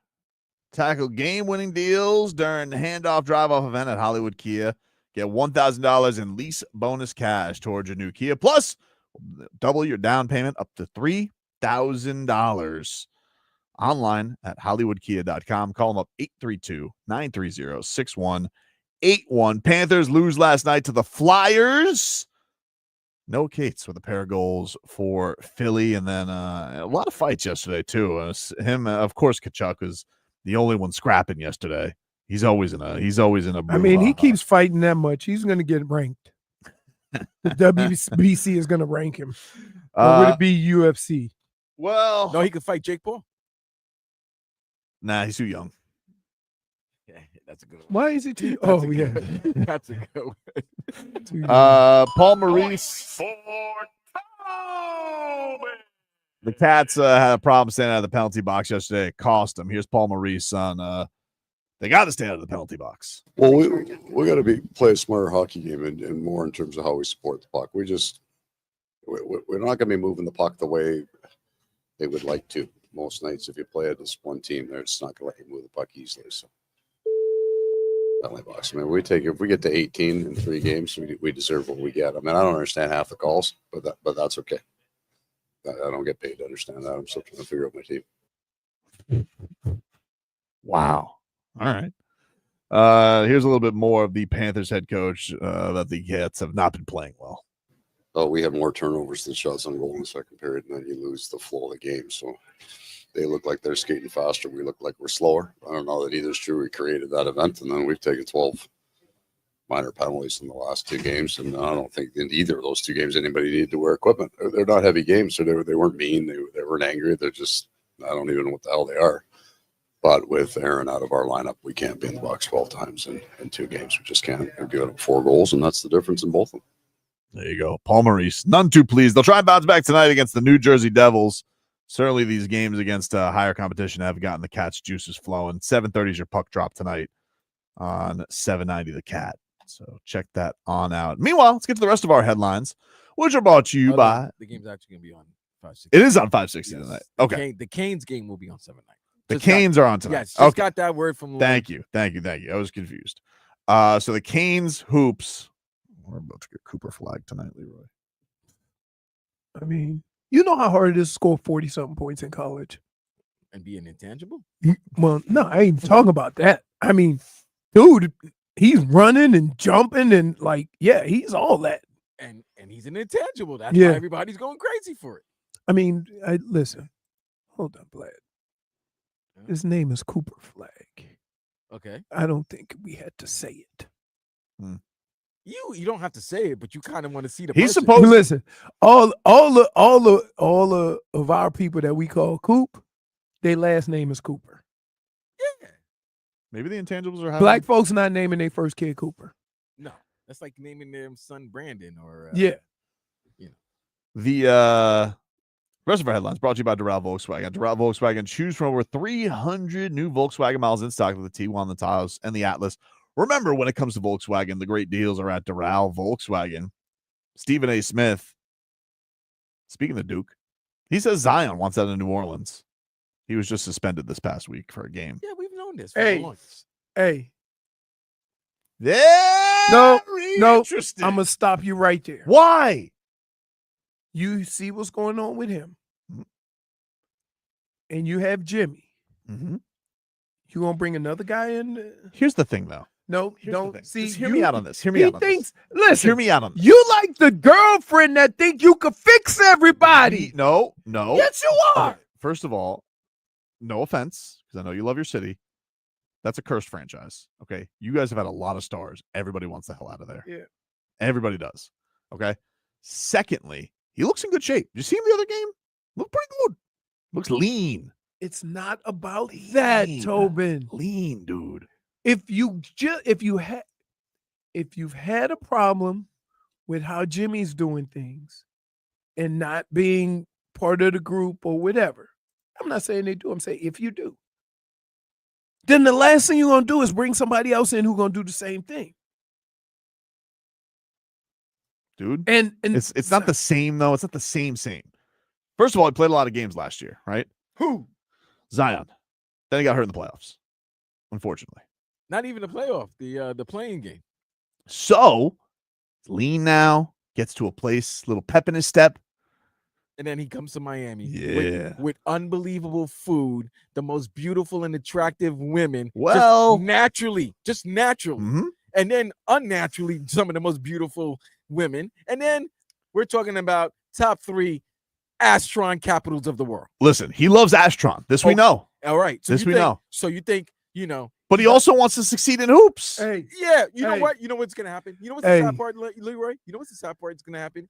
If Zion gets traded to the Heat, Mm-hmm. Pat Riley's going to have a meeting. Yep. You know who he's going to have the meeting with? Who? Not players. Mm-hmm. Not trainers. Mm-hmm. Not execs or coaches. Mm-hmm. Every owner of strip clubs from Miami, Fort Lauderdale, and West Palm Beach. Yeah. Because Riley knows everything. Let me know. Let me know. And he's going to tell them, let me know when Zion Williamson enters your premise. Here's and the you thing. Can't live like that as a young, viral, healthy American male. Mm-hmm. You can't be living in you can't live This in a place guy, where but people know where you, you're going. You guys would agree, though. Hold on. When he's good, he's good. When he's good, he's good. We can agree. When he's good, he's good. Absolutely. Okay. But he might be a bust. He might be a bust. However, you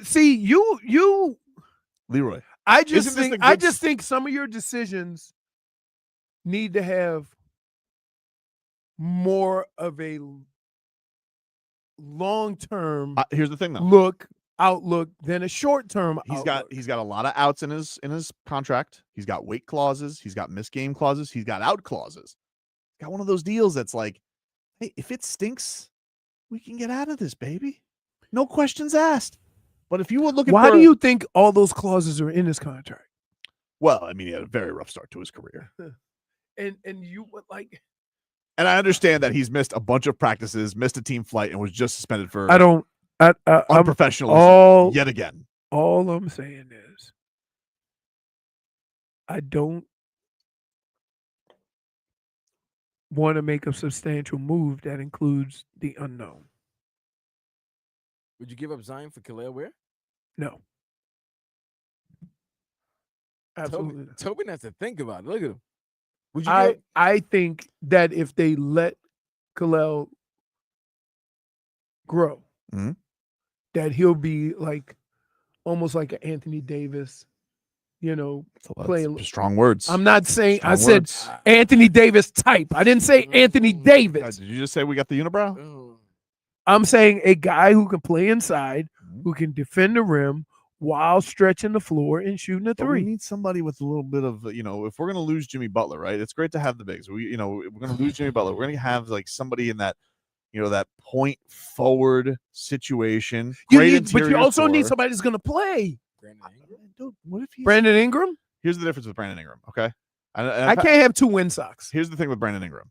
Brandon Ingram wants a new deal, okay? And I'm just like, respectfully, I don't know if I want to pay Brandon Ingram. But you want to pay Jimmy. Yeah, I was about to ask you that. Well, Jimmy's done. Yeah, Jimmy, I would pay just because I know Jimmy Butler is a playoff needle mover. If you had Brandon Ingram, the deal would already be done.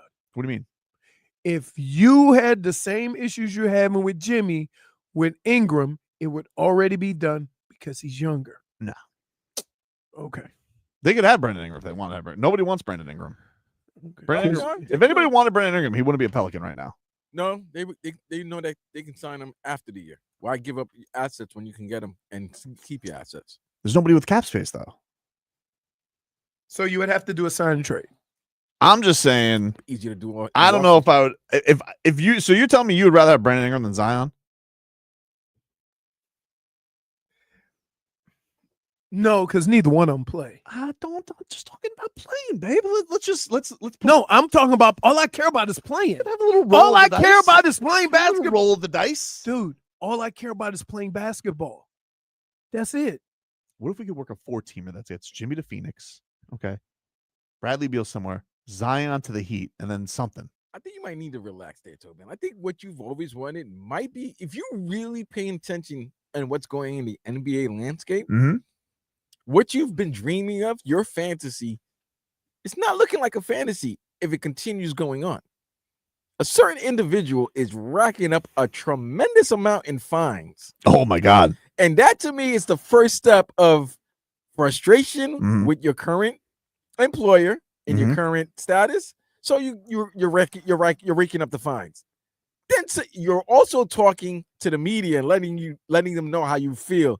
This is a mess. Yeah. Yeah. There's one more. He's just got to do the one. He's got to do a stink. Maybe in the Anthony next Edwards. Month. Yes. He's not gonna make a stink for 2 years though. It's gonna be they got the whole ownership thing that's gonna maybe transition, maybe not transition. The Anthony Edwards thing could happen, but it's not gonna happen for a couple of years. In the meanwhile,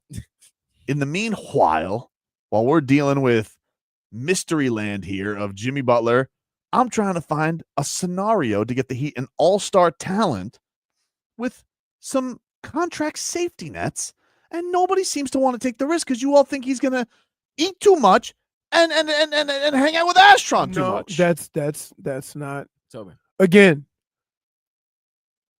if you were to make a Zion trade, it is a substantial trade.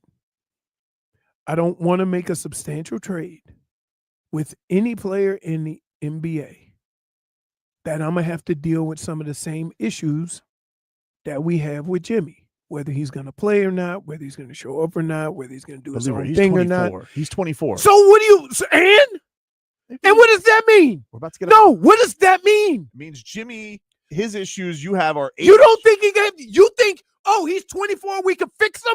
Yeah. Hold on. You're not as smart as I thought. Hold on, dude. And we gotta take a break. We gotta take a break. But I take a break. No. I have thoughts for this. If you say one more word, we're not going to take a break. So take a break because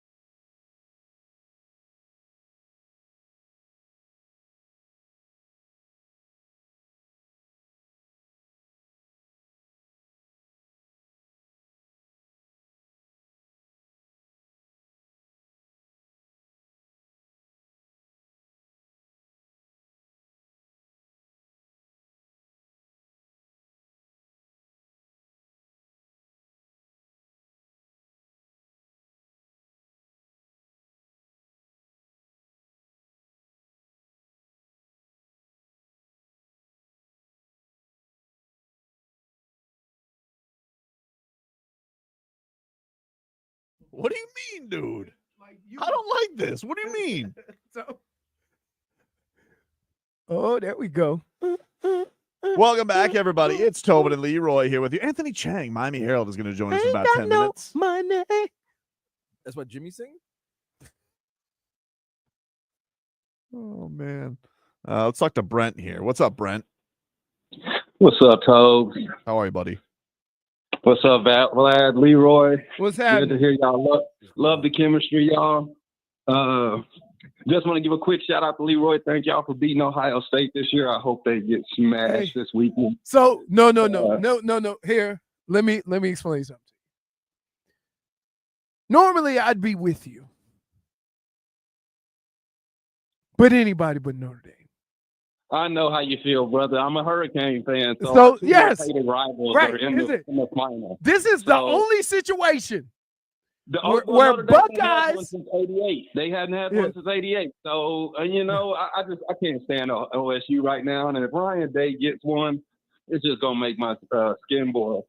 Especially when they try to run him out of town, right? I know we're gonna hate Vlad in a few months because the New York Knicks are gonna be a team we're afraid of in the playoffs. Oh, my boy, I'm rocking with you, dude. But Zion is not coming. We do not want a 300-pound player that don't play. Period. I don't want that down here. Okay, so you don't want him. We don't know that he's not coming. Well, yeah, that's true, but we got some dogs. I mean, I agree. I agree. I like how Ware's developing. You got Jovic. I love the international flavor down there with Jovic. You got the coldest white dude in the game with Herro. I mean, Jimmy would be a perfect fit, but hey, if he wants to leave, adios. It's not, the thing about Riley, we always build winners down there. Right. For 25 years. So all these fans and these fair weather fans talk about he's washed and he's this and he's that. And in 2 years, they'll be happy as pie because Edwards will be down here. So, I mean, if he was signing DeRozan and Jimmy and we had no mid-range flavor and the middle were all clogged up, then I'd be like, man, Riley's kind of washed. But look how we spaced the floor. We got a big man. Every hit that they've hit on in the lottery has been good. Bam, Herro, Ware. I mean, Highsmith, ultimate utility man. We going to be all right. And if you can't give me 15 minutes at the end of the show to talk about this DC, Leroy, I'd like to hear some 5 minutes for you for this new Hurricane DC coming out the Big Ten. Don't know nothing about it. All right, we'll get to it, buddy. We got to take a break because we got to get to Anthony. But hey, man. Hey, I got to tell you. I like it. Hey, I got no. See. However, no. Let me explain something to you. That dude brought it. He was positive. He broke it down.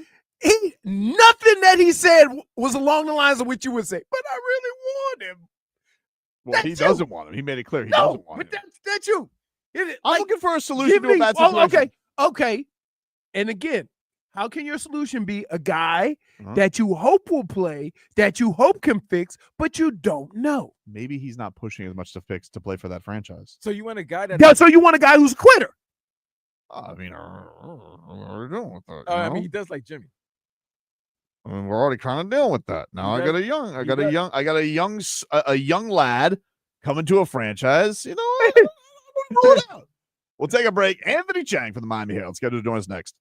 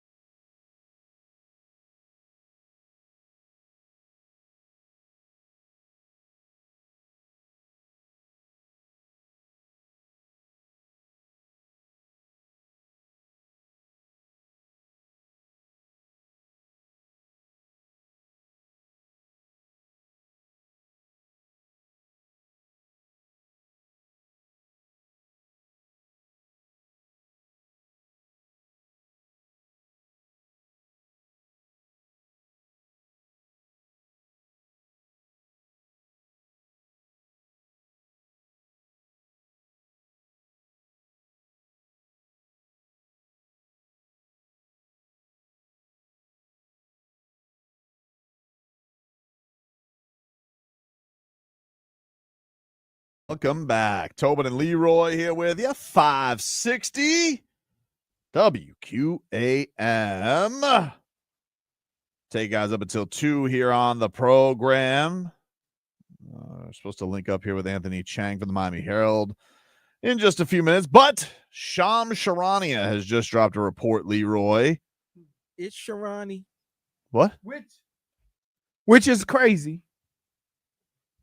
Go ahead and tell, and we'll break it down. All right, here's ESPN Charania. Miami Heat star Jimmy Butler reiterated to team president Pat Riley in a face-to-face meeting last week that he wants to be traded, league sources told ESPN.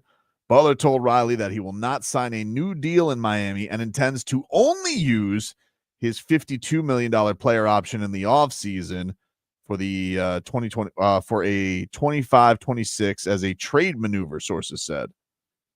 So here's the crazy thing. Mm-hmm. We had already determined in months previous to this that the Heat and Pat Riley said they weren't going to extend Jimmy. Yep. Why the hell is Jimmy all of a sudden saying I'm not signing an extension? They were never going to give him one. Yeah, it's kind of like so that's a moot point. You didn't break up with me. I broke up with you. Can't fire me. I quit. Right.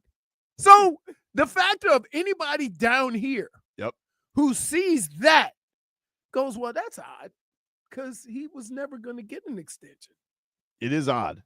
It is odd. Right? So what to make of that? Let's talk about it with our guy Anthony Chiang from the Miami Herald. Guests on 56 WQM, brought to us by the Toyota of Hollywood guest line. Shop over 2,000 Toyotas on sale at one location at Toyota of Hollywood on 441 between Hollywood and Sheridan. And visit them online, toyotaofhollywood.com. What's going on, Anthony? What's up? Just another boring day for the Miami Heat. Just another day, dude. I guess this buildup is like there's nowhere for it to go, right? Everybody has picked their side. Everybody has dug their heels in, and you see this last thing from Shams, but they were never going to give him an extension. So what was the point of him saying I'm not going to sign one? Well, I think there was still a chance at the start of the season that they might give him an extension this offseason coming up if he played in games and he played well and he was engaged. Now, those chances probably diminished a good amount after everything that's transpired over the past couple of weeks. But yeah, I think both sides probably, obviously Jimmy doesn't want to be in Miami anymore. And the Heat said they're going to listen to trade offers. Both sides would like to find a resolution and probably part ways. But the problem is, as we've been reporting, as many others have been reporting, it has not been easy to find a trade. And the Heat aren't going to just dump him to dump him. They're not going to do that. He's too much still of an asset at this point. He's a top, when he's healthy and he's engaged, he's a top 20 player in the league. Some would argue even maybe higher on that list when he's activated in quote unquote playoff Jimmy. So it's just been difficult because the Suns are the team that's pushing the most, but as we all know, they're not going to trade Kevin Durant and Bradley Beal. Or Devin Booker. So it comes down to Bradley Beal. Bradley Beal has a no trade clause, which further complicates the issue because he has to approve a trade. Who wants Bradley Beal's 2 years, $110 million left in his contract? Bradley Beal isn't the Bradley Beal a few years ago. And not only that, then that third team or fourth team that takes Bradley Beal has to be willing to send good enough assets to the Heat for the Heat to do the deal. It's just, that's why nothing has been close, because I don't want to say it's impossible, but it is very challenging to pull that type of trade off. Is this two sides that think the value of Jimmy Butler is more than what it is, and that is Jimmy Butler in the Heat? They value him more than maybe some other teams in the league? Because he is 35. Sure. Yeah, no, I think that's a fair point. And some would argue, well, if you value Jimmy that much, why don't you just give him the extension, right? Right. But the Heat, they're not going to get swindled in the deal. That's not what they do. They want to get exactly what they want, which is a quality player, because they always want to compete now. Say what you want about the Heat, them middling kind of in that 6 to 8, 9 range in the East. They feel like they can compete now. And B, they want flexibility moving forward, especially in 2026 in that offseason. They don't want to take long-term salary unless it's for a star. And they want picks because they don't have many tradable picks. So is anybody, like to your point, Leroy, is anybody going to give them that for a 35-year-old Jimmy Butler that wants a max contract this upcoming summer? That's complicated.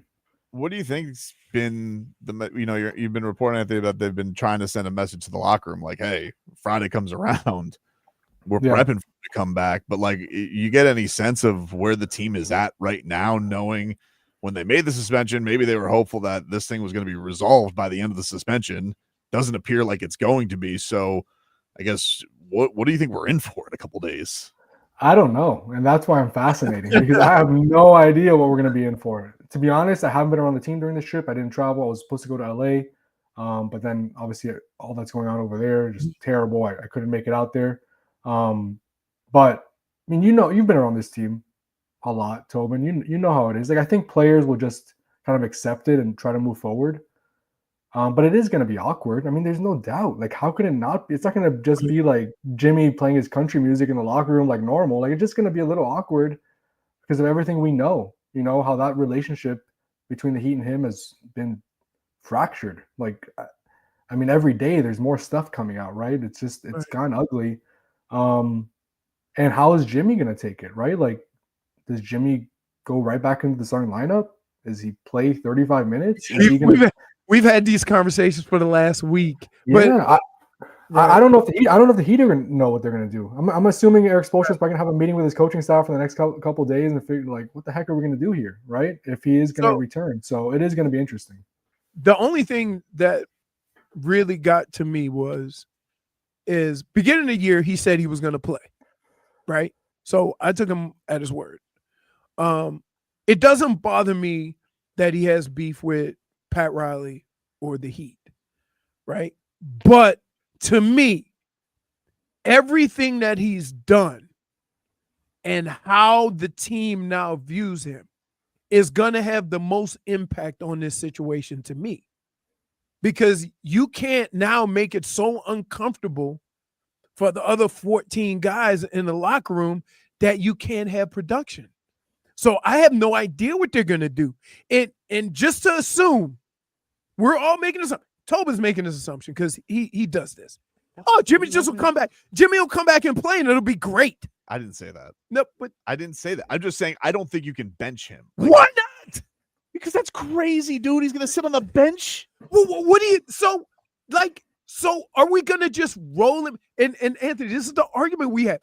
Do you just roll him out there because he's Jimmy Butler, and then you basically throw the rest of the team under the bus because now this argument or this disagreement or this animosity towards another between people that have nothing to do with who's playing on the court is going to affect all the people on the court? What do you do? Yeah, no, it's a great question. I tend to side with Tobin that I'm assuming he'll just go back into a starting role because he told us he was going to do that. Yeah, but and then you see what you have, right? Like, look, the last two games Jimmy played, he didn't play in the fourth quarter. If he's not giving you what you expect, and he's standing in the corner and he's taking 5 shots, then maybe you don't play him in the fourth quarter again. But you have to. I just don't. I don't see. Though. Right. No, I don't think anything about the situation is going to be great. Like, no matter what, even if you bench him, then that's going to be another issue, right? Well, yeah, you could say the rest of the team is unaffected, but you're going to have Jimmy Butler over there sitting on the bench staring at you while you're playing, and maybe you lose, and Jimmy's just on the bench like, really? Yeah. This is. So nothing is great about this situation. I don't know if there's a right way to go about it at this point. Do you feel like if I guess what Shams is reporting that they met with Riley, and I know that he probably reiterated his trade, do you feel like the Heat are doing anything on their side? I know he's been with coaches or whatnot just to say like, hey, it just is what it is right now. There is no out, and will you play? I know they probably got that message the first time around when he came back from his illness, but do you feel like there's been, I guess, maybe new efforts to see like, hey, if this is here Friday, like, will you actually try? Yeah, I'm sure there's been conversations, and I do know he's met with Pat. Like, I can confirm that he's met with Pat in this week.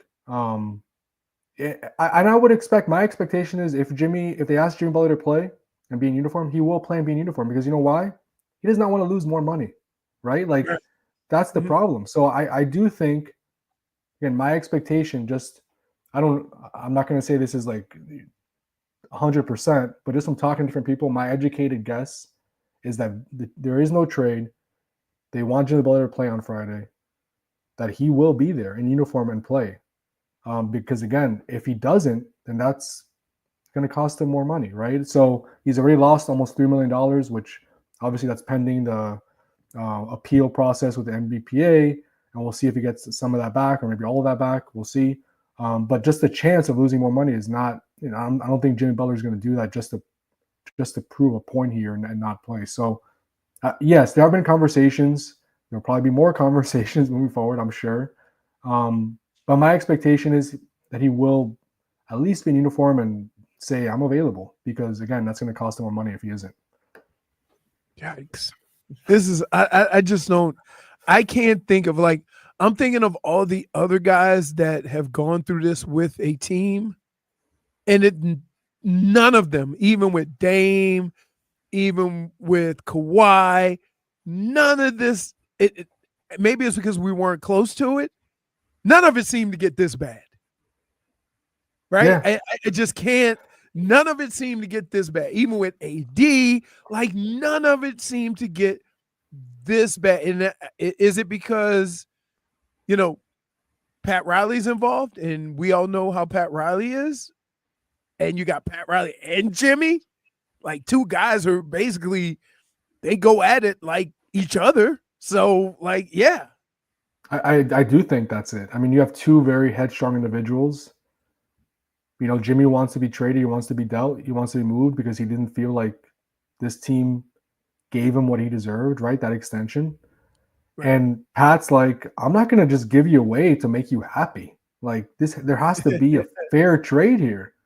I'm not going to just trade you to get rid of this uncomfortable feeling. Like we're going to deal with it until we figure this out and find a resolution that's best for the team long term.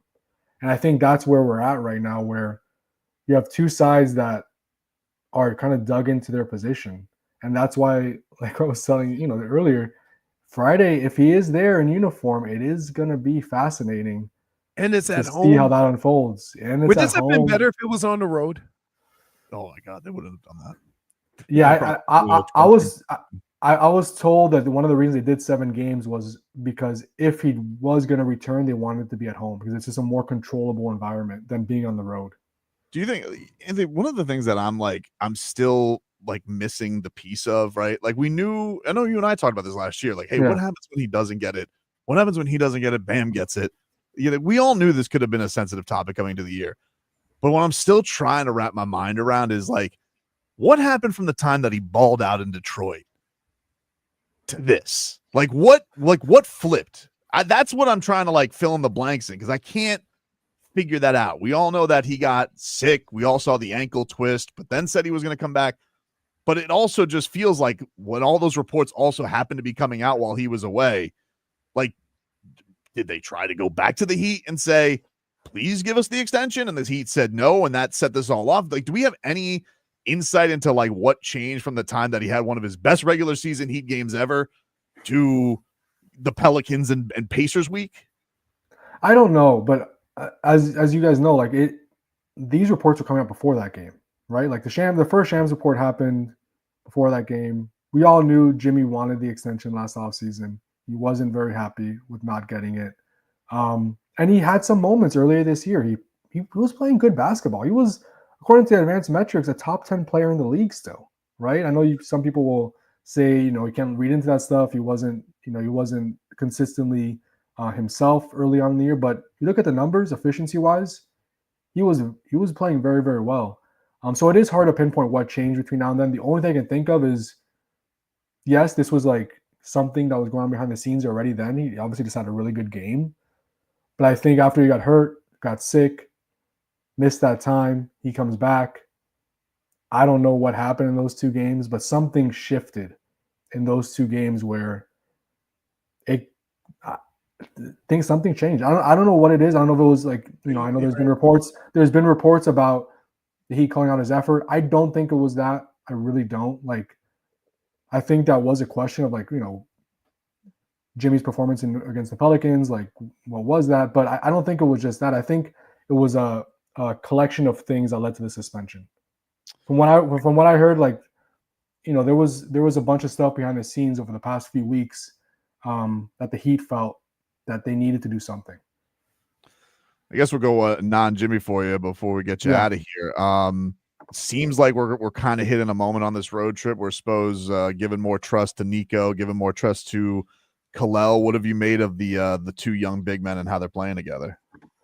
Yeah, it's been exciting, right? I mean, that's been one of the more encouraging things of this season is just seeing this young core go through the ups and downs. Like, not every game is perfect. Nico didn't have a great game against the Clippers, obviously. I think he shot 1 of 10 from the field.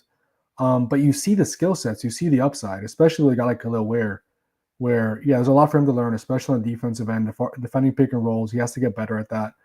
But you see the skill set, the threes, the rim protection, the lobs. He's 20 years old. Like, there is a lot of upside there. Nico has really taken some strides forward here the last few weeks, just with his playmaking. I think he's being used in probably a better role for what his skill set is as well at this point, coming off the bench. And even a guy like Jaime, you see him coming on too, a little more playing time, a little more usage. So this road trip, it's 3-2 right now. It's not going to be a losing trip. Maybe it's 3-3.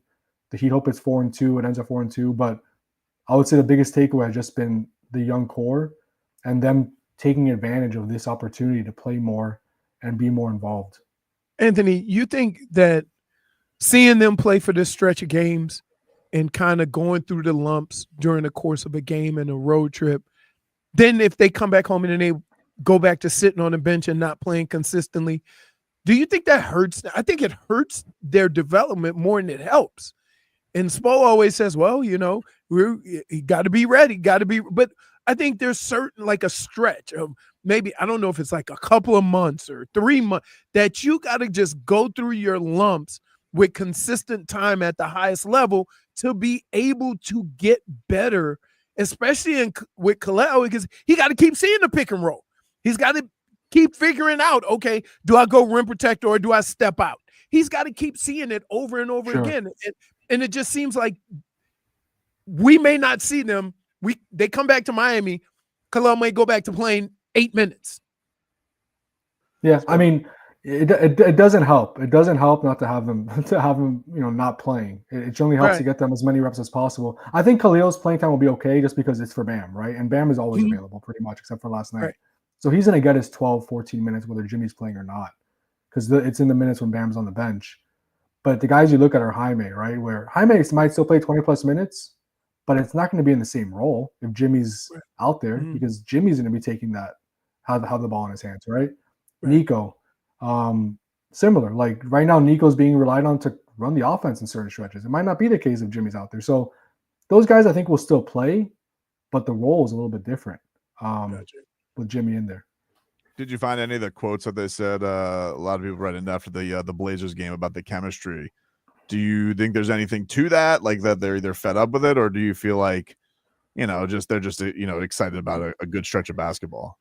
Yeah, I'm careful to read into that stuff only because I don't know 100%. Right? It could be. I would not be shocked if there is something. There's a reason to read into that. But also, how many times have we heard that after wins of like the vibes are great, like we're things are going well, like. So it's obviously very easy to read into that, and I understand what people did, but I'm trying to be careful and reserved here to withhold judgment until because if they do it, then we can do it. Exactly. Right. So after last night, are the vibes not great again? I mean, it's a long season, right? Long season. Yeah. Anthony, we appreciate the time, man. Thanks so much. Thanks, Anthony. Thanks, guys. Have a good one. There you go. Anthony Chiang, the Miami Herald. Go follow his work. Does a fantastic job. Boots on the ground, as always. I mean, we kept him forever. Yeah. I mean, we couldn't stop. Like, you can't, you can have, think about this. We could have had an hour-long conversation about this. And this is the thing that kind of gets to me. We could have it with Anthony Chiang. We could talk to whoever, have an hour conversation. And when we get done, we're going to feel like we're no farther along or have any of a better idea of what's going to happen on Friday than we did before the conversation. And that's got to be the frustrating part for everybody. Yeah. Is that you have no idea. The wild card is Jimmy. It is. And they, according to this report too, it says the Heat officials are going to meet later this week to discuss the best route to do with Butler. Later on this week, Thursday. Yeah, tomorrow. Don't do it on Friday. Yeah, no. Hey, Vlad, don't do it on Friday. Later on this week, better be tomorrow. 12:57. No, yeah. it better be 12:57 p.m. today. Like in the next Right. few minutes. Like that's when later this week starts. Hey, you start. Yo, wait a minute. You call me. You start discussing about my situation on a Thursday. So, question. Yeah. They can't get in trouble if they pay him and send him home. No. I don't think they can get in trouble, but I think the league doesn't want that. You know, from what I understand, is like the league doesn't want guys just going, you know, to be in a go home situation and get, especially when you make as much money as Jimmy Butler. If you're PJ Tucker, it's one thing. Well, okay. Well, then what do they want the Heat to do? I don't know. Nobody has. I want answers. Damn it. Take a break. Back up to this.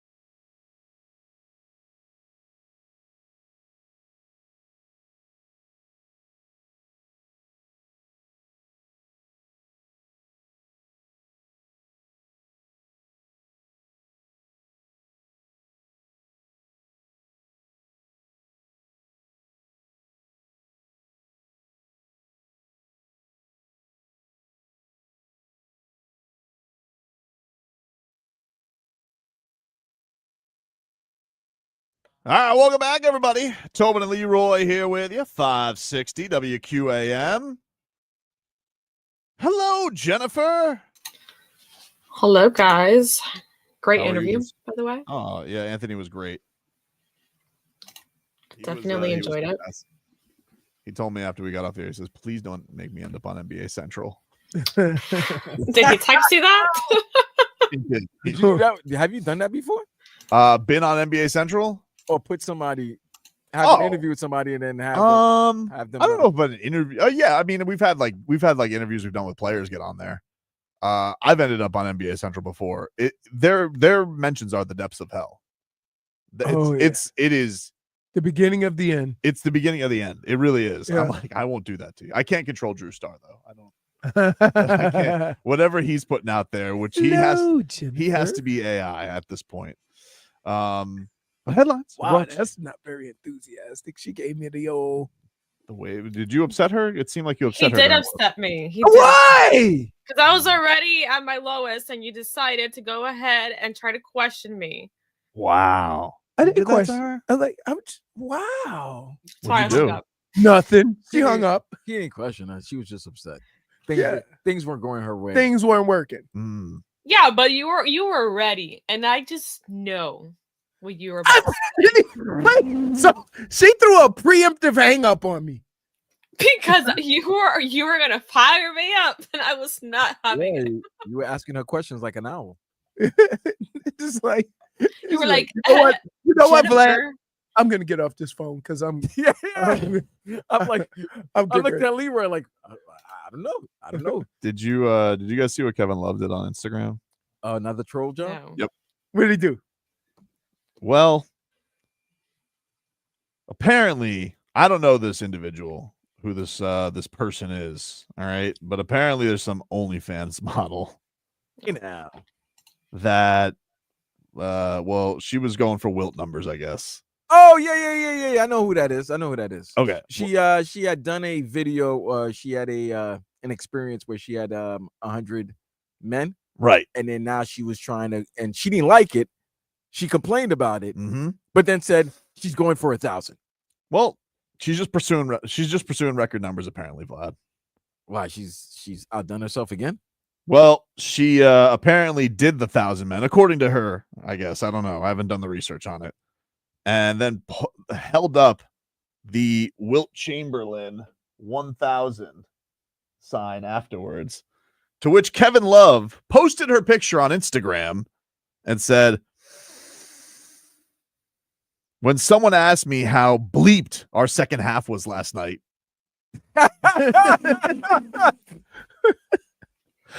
You got to keep him around. He's been doing good. He's on a heater Social when it media. comes to Instagram. Dude, when you hit three threes in a row, man, you're on fire. He's on a heater when it comes to the memes. He's Wow, very that is funny. You know what? That's when you know secure. You got security at home. Yep. And you could just you got security in your career. You know you at the end. Just go out with a bang. I love Jay Rich's response though. It was great. What did he say? But oh my goodness gracious. Let me tell you this right now. This team is having fun, and they can even make fun of a loss. They can make fun of themselves on a loss. I don't know if you want to mess up this chemistry right now, guys. I said, listen, here's my biggest thing, Vlad. And this is no disrespect to the Miami Heat. This is no disrespect to Spo. And this is no disrespect to Miami. Jimmy Butler don't owe y'all nothing. Okay? But who he does owe are those guys he goes onto the court with. Right? So whatever the situation is, it needs to be good with them. Everybody else will endure it. Everybody else will deal with it. But you got to come back and kind of explain or let these guys know I'm with you. If they don't feel like that way, then it's going to affect everybody else's play. And that's the way it has to be. It's the same thing with other guys in other sports. Like, I don't care what you feel the situation is with the organization and the player. Nobody cares. Okay? That's grown folk stuff. That's out of everybody's pay grade. You deal with it. I would rather you not deal with it publicly. But the guys that you play with in all of these situations, we could say the same thing about Tyreek. I understand Tyreek was upset. I understand he was mad, and didn't want to talk. Okay? But you not going back and playing in the fourth quarter, you ain't got to worry about the Dolphins organization. You ain't got to worry about the fans. But you do have to justify that and get through that with your team. And that's the thing everybody tends to overlook. Like, it's a brotherhood, right? There's certain things that you don't do to family if you call them family. And in the sports, one of them is walking out on them or not giving everything you have.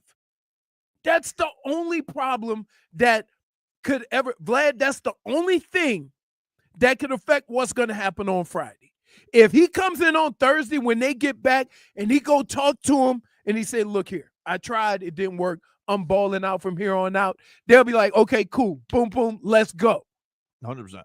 Right? Same thing with Tyreek. If Tyreek comes in and says, hey, man, look, I got upset. I shouldn't have did it. I apologize. I'm going to give you everything I have. We with you, Reek. We with you. But if he don't do that and they just make it between the Miami Heat and Jimmy Butler and he don't acknowledge them, then, yeah, they're going to take that person. Josh says on the chat, he says, Leroy, if Jimmy ghosted his teammates, then the damage is done. But, dude, let me explain something to you. The thing about your boys, right?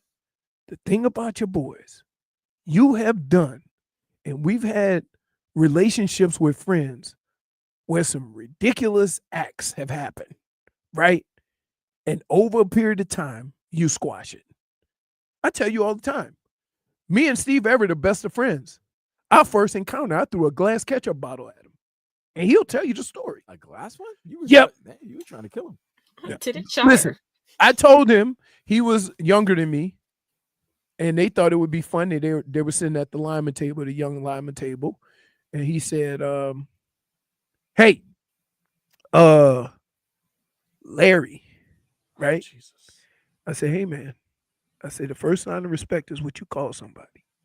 I say, don't be coming over here with this nonsense, right? He did it again. He did it again. I say, do it one more time. I threw that glass ketchup bottle right at him, and it was go time. We've been best of friends ever since. Right? Last one is tricky because you got to hit it in the right spot to get it out. No, I just threw it at him. I didn't know it was ketchup everywhere, dude. Right? And then everybody say, what the hell's wrong with you? Say, you ask him.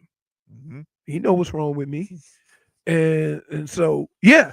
So did he ever draw you a painting of a bottle of ketchup? No, but I knew one thing. If ever I was in a fight or if ever there was a situation or a kerfuffle during the game, I made sure Steve Everett was with me. Right? Ask him. Right? So the thing is that it's all about what your relationship is with your teammates. Because whatever the organization think about you, whatever the coach can think of, you can get through it if the guys you on the court with are on the same page. If they're not, and they're not down with it, then there's going to be a problem. There just is. Your schedule tonight, 7:30, the Panthers skating with the Devils. Nice little matchup that gets going at 7:30. You can hear that game right here on 560 WQAM. Day South. It gets going at 7 o'clock. Let me tell you something, buddy. Don't think I didn't see what you said. Okay. At 9 o'clock tonight, the Miami Hurricanes, tough season, 4-12. They are taking on the number 3 Duke Blue Devils. Oh, they're about to get flagged. That you can hear on 790 a.m. Oh, my goodness. Think about this. You know it's going to be a long day when your team is a 23-point underdog. 23 points. That's like well, it's Bethune 24 and a half. 24 and a half. Bethune-Cookman area. Right? They're giving them a 3. Hey, the Heat had a 3% chance to beat the Celtics, Canes. That's what their prediction meter has on ESPN right now. 3%. Okay, college is different though. It's only if maybe if it was in Miami, maybe Cooper Flag, gets distracted by Astron or something like that. Nah, they in and out. They don't go mess around. They ain't like the pros. No. Oh no. What now? Oh no. They come in the day before? Oh, trust me. My first encounter with Caron Butler wasn't when he was a Miami Heat player.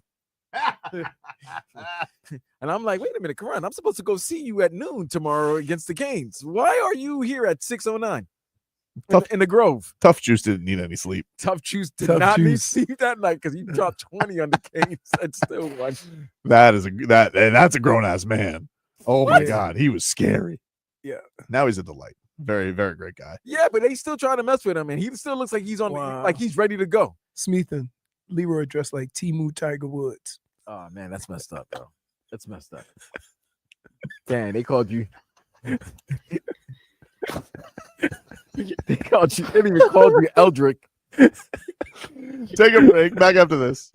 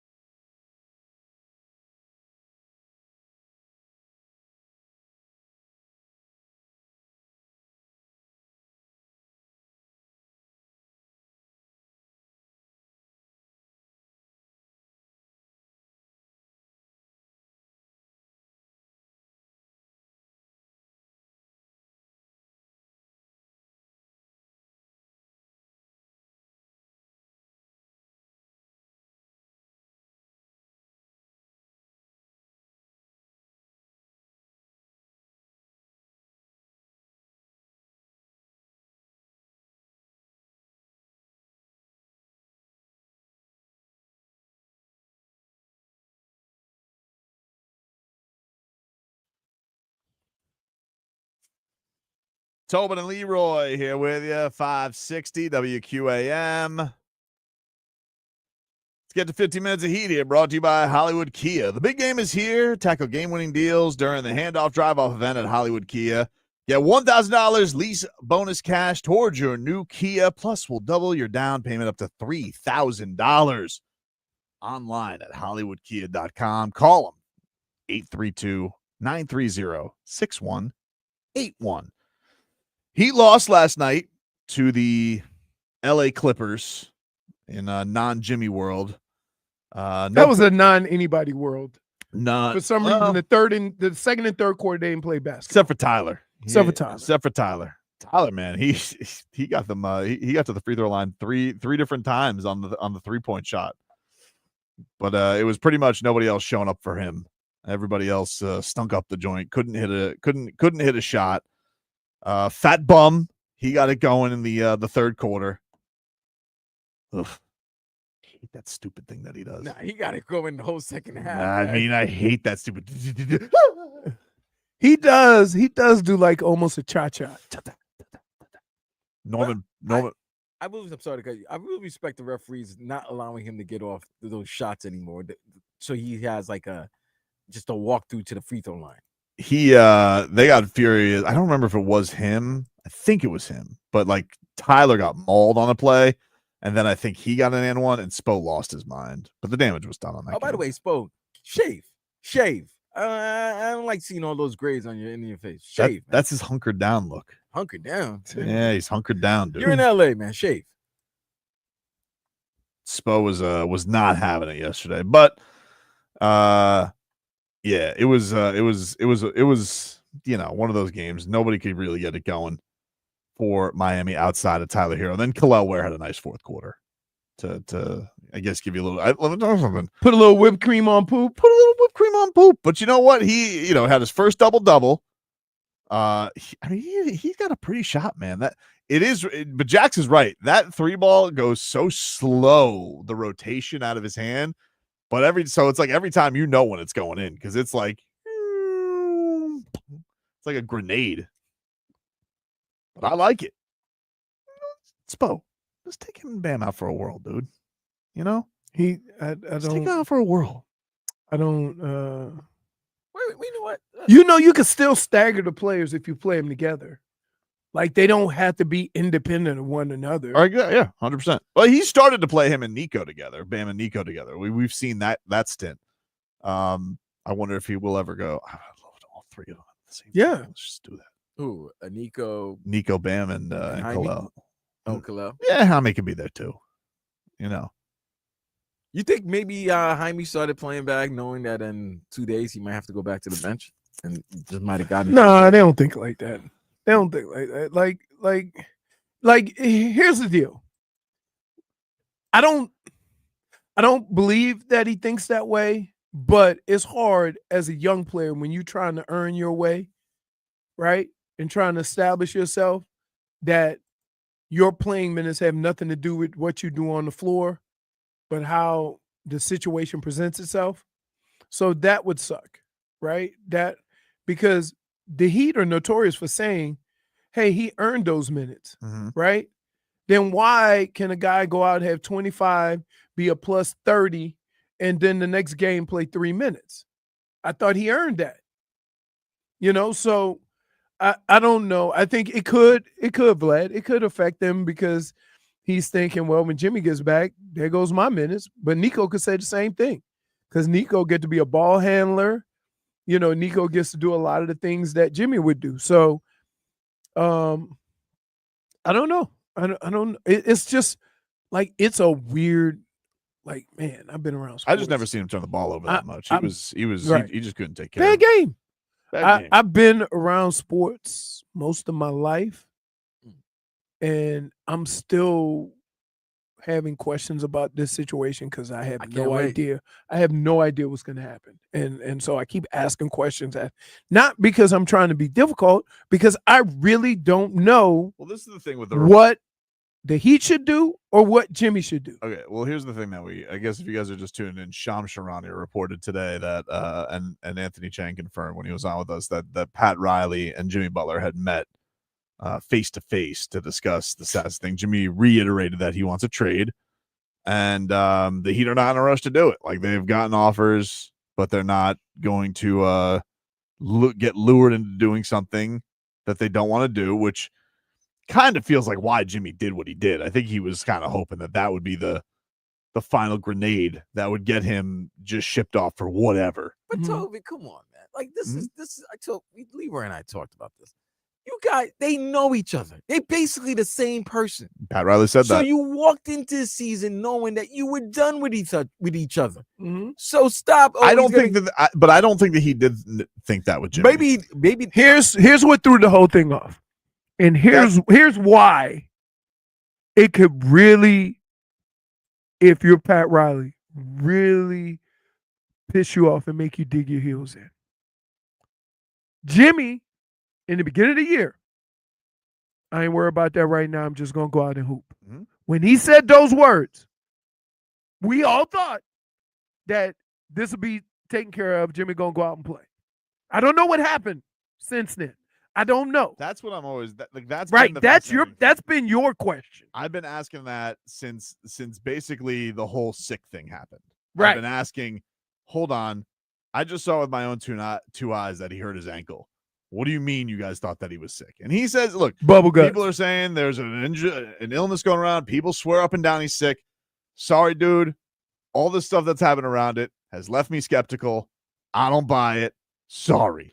I don't buy it. It's the timing of it all, too. Yeah. That it also coincides with all the other stuff that's been going on. So now I have this situation where I don't know if he quit. I don't know if he wasn't trying. I don't know nothing. He wasn't. Okay. But let me explain this to you. I've been watching Jimmy even before he got here, before he got to Miami. I have never seen a 1'3". Yep. Not his game. Okay. Not his game. So when I saw that, I'm like, oh, he mailed it in. Right. That's what I thought. Okay. For him to even suggest that I was trying, I have never known Jimmy Butler to stand in the corner for anything. Nobody wants Jimmy in the corner shooting threes. What has remained, and like the people have said, oh, the offense has changed, the role has changed. No, it didn't. All this stuff. It's like, nah, dude. Like that's the thing that is weird to me. Like, you just came off this game. You came off this game against Detroit where you balled out. You had the ball in your hands. No one's gonna not like Jimmy in his hands. And I think that they can do all that squirrely stuff with usage and get Stephen A. Smith to buy into it or whatever. That dude dictates the terms of how he wants to play. Correct. He does. Correct. He's the star of the team. Correct. And I have just found, yeah, people are like, hey, should the Heat have been more aware of this if they weren't going to pay him? Probably they should have known, hey, if you thought Jimmy Butler wasn't going to go Jimmy Butler on your ass, that probably should have been something that wasn't a blind spot for them. They probably should have realized once they were done, they were done. I do think that the Heat bought into a little of, he's mature now, he's older. I think they bought all that. Hey, I think they bought all that. Wait, you see, and he's not going to go T-Wolves Jimmy on us. We've been places. Here's what I don't do. Okay, that you do, and everybody else. You think that you can change the person. I don't. I think Jimmy's going to be Jimmy and Pat's going to be Pat. Right. And I don't have a problem with either one of them being that way. But don't get mad at me because I say they're going to be that. Like, we got years of history that say if Jimmy ain't happy, Jimmy going to make a stink. Especially I don't know why. Especially. Right. Especially when it doesn't get. And I've said from the beginning, I do not have a problem with Jimmy. The one thing I have a problem with is you are making a stink for 2027. Say that to yourself. Not for this year, not for next year where you could get $52 million, but 2 years from now. And if you ain't playing 60 games now, what is that going to look like in 2 years? So understand why the organization that chooses to pay you has some questions. Has questions. Hold on, if he ain't playing 60 games now, what is this going to look like in 2 years? Why would we give him $60 million? Right? I said this to you even before all that. And you tried to tell me that Pat Riley had changed. I didn't say that. Let me say what I'm going to say. Hmm? I said, Pat Riley wouldn't even do the deal for Dwayne Wade. He's not doing it for Jimmy. But this is the exact reason why my point was, if you were going to get the most out of Jimmy, yeah, it was going to hurt on the back end. But if you were going to get anything out of it, and because let's be real about it, if the Heat really thought they were going to get any contention out of Jimmy Butler or any of these guys anymore of this team, whatever they thought was left of it, because last year all I heard was we had bad luck, Terry got hurt, Duncan got hurt, Jimmy didn't play, we were out of this, but if we got in, we were going to have a fight. Okay, well then run that back this year. You have a healthy Tyler Herro playing like this, and see what that's like, and seeing what's left in the core. But they didn't want to pay Jimmy Butler. But you had to know as soon as you weren't going to pay him, like you probably should have known when the temperature was going to be of this can happen. I will say though, he had done everything up until Detroit. It had been professional from on the basketball standpoint. He played hard until you start asking him questions. I didn't. All I asked him was if he met with Pat Riley, which by the way, now we know he has. And that's why he said next to your ass, because that's not fair though. No. All I did was ask a question. He did give you the look. But he gave you the look. All my look was it all started with the look. It all started with the look, and we've been downhill ever since. Let's be clear about something. I'm not going to take any blame for this. No, you do. I'm not taking blame. Let me tell you. No. You're not Cooper DeJean. You're not a cornerback. You're not backing up. You're the man that asked Pat Riley that question about Jimmy Butler, about the Boston Celtics and New York Knicks, which made Riley go ape crap, and he went in on Jimmy. Hold on. Okay. Oh, no, hold on. We just spin facts right here. Okay. We're reviewing the tape. Okay. You're the one. Go ahead. What else? Go ahead, Vlad. Did that? Okay. And then you're the gentleman that asked Jimmy right after the whole incident happened in December. You asked Jimmy, have you talked to Pat? And what look did he give you? He gave, if you were a brother, he would have said, Negro, please. And he would not have used the word Negro. What? Okay. This is not fair, though. Yeah. I asked him. There it is. It's not the only question. Hey, this is not the only questions that I asked Jimmy Butler. I've asked him plenty of questions this year. But you don't know. First of all, I'm familiar with your work.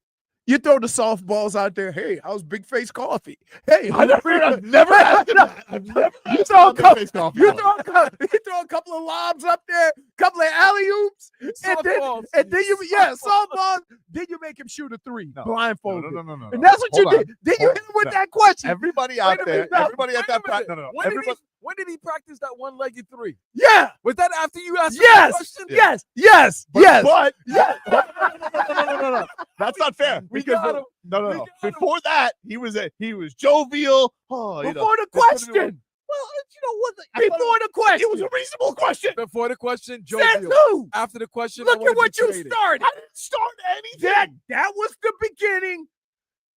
One-legged threes. The last time I asked Pat Riley about, an if, ands, or buts, which is what my question was, he gave all praise to the Heat and said, hey, there's always going to be that asterisk, So it was a good backing. So maybe that's where I thought it was going to lead, is we could have another, hey, there's going to be that asterisk. We didn't have Jimmy Butler. Instead, he was very mad. I don't know that. I'm not responsible for his words. He was very mad because Jimmy played 50-something games, and he's like, if I could get my guy to play more games, we would have never been in the play-in. I'm not taking blame for this. Oh, yeah, man. I'm not taking blame for this. Oh, yeah.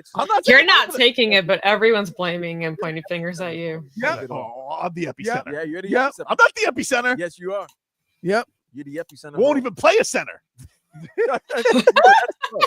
That's pro. So, no, now that I realize it, behind all of this, behind Pat Riley, behind Jimmy Butler, there's one thing.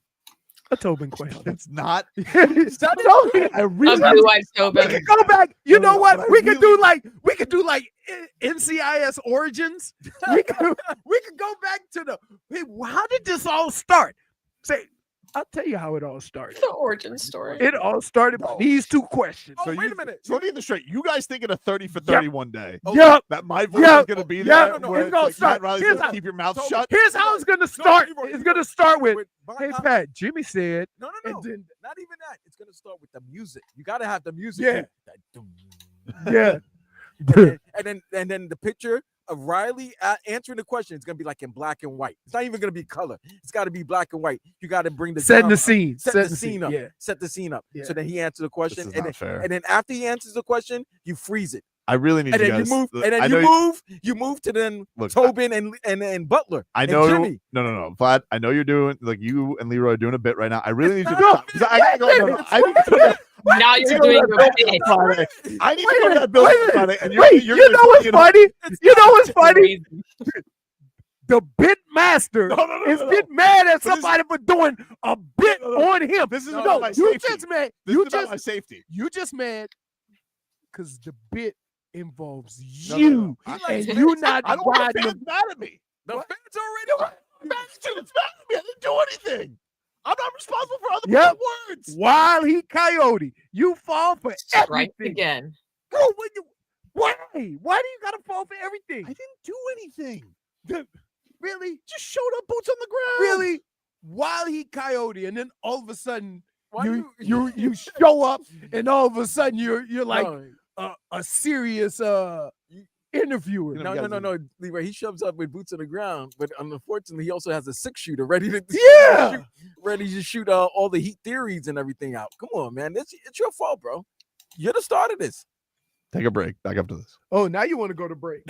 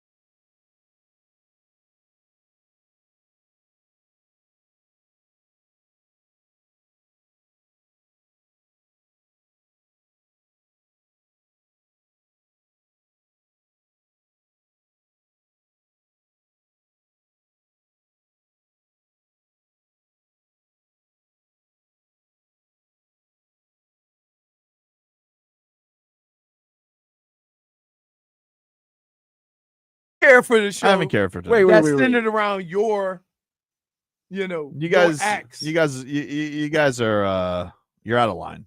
So No, you trying to say we're you're not out of line. riding with you? Is that what you're trying You're to say? not riding with me, We're and in not fact, riding with you're you? not riding with me. Hold on. I would say my only problem with you is this. You would say, I would pay Jimmy and just eat the 60 mil in 2 years so I wouldn't have to deal with this. Mhm. You wait till Tommy gets a little bit older. What's that? Or Sophie. Mhm. And they say they think they can make a stink to get what they want. Did they take me to the finals?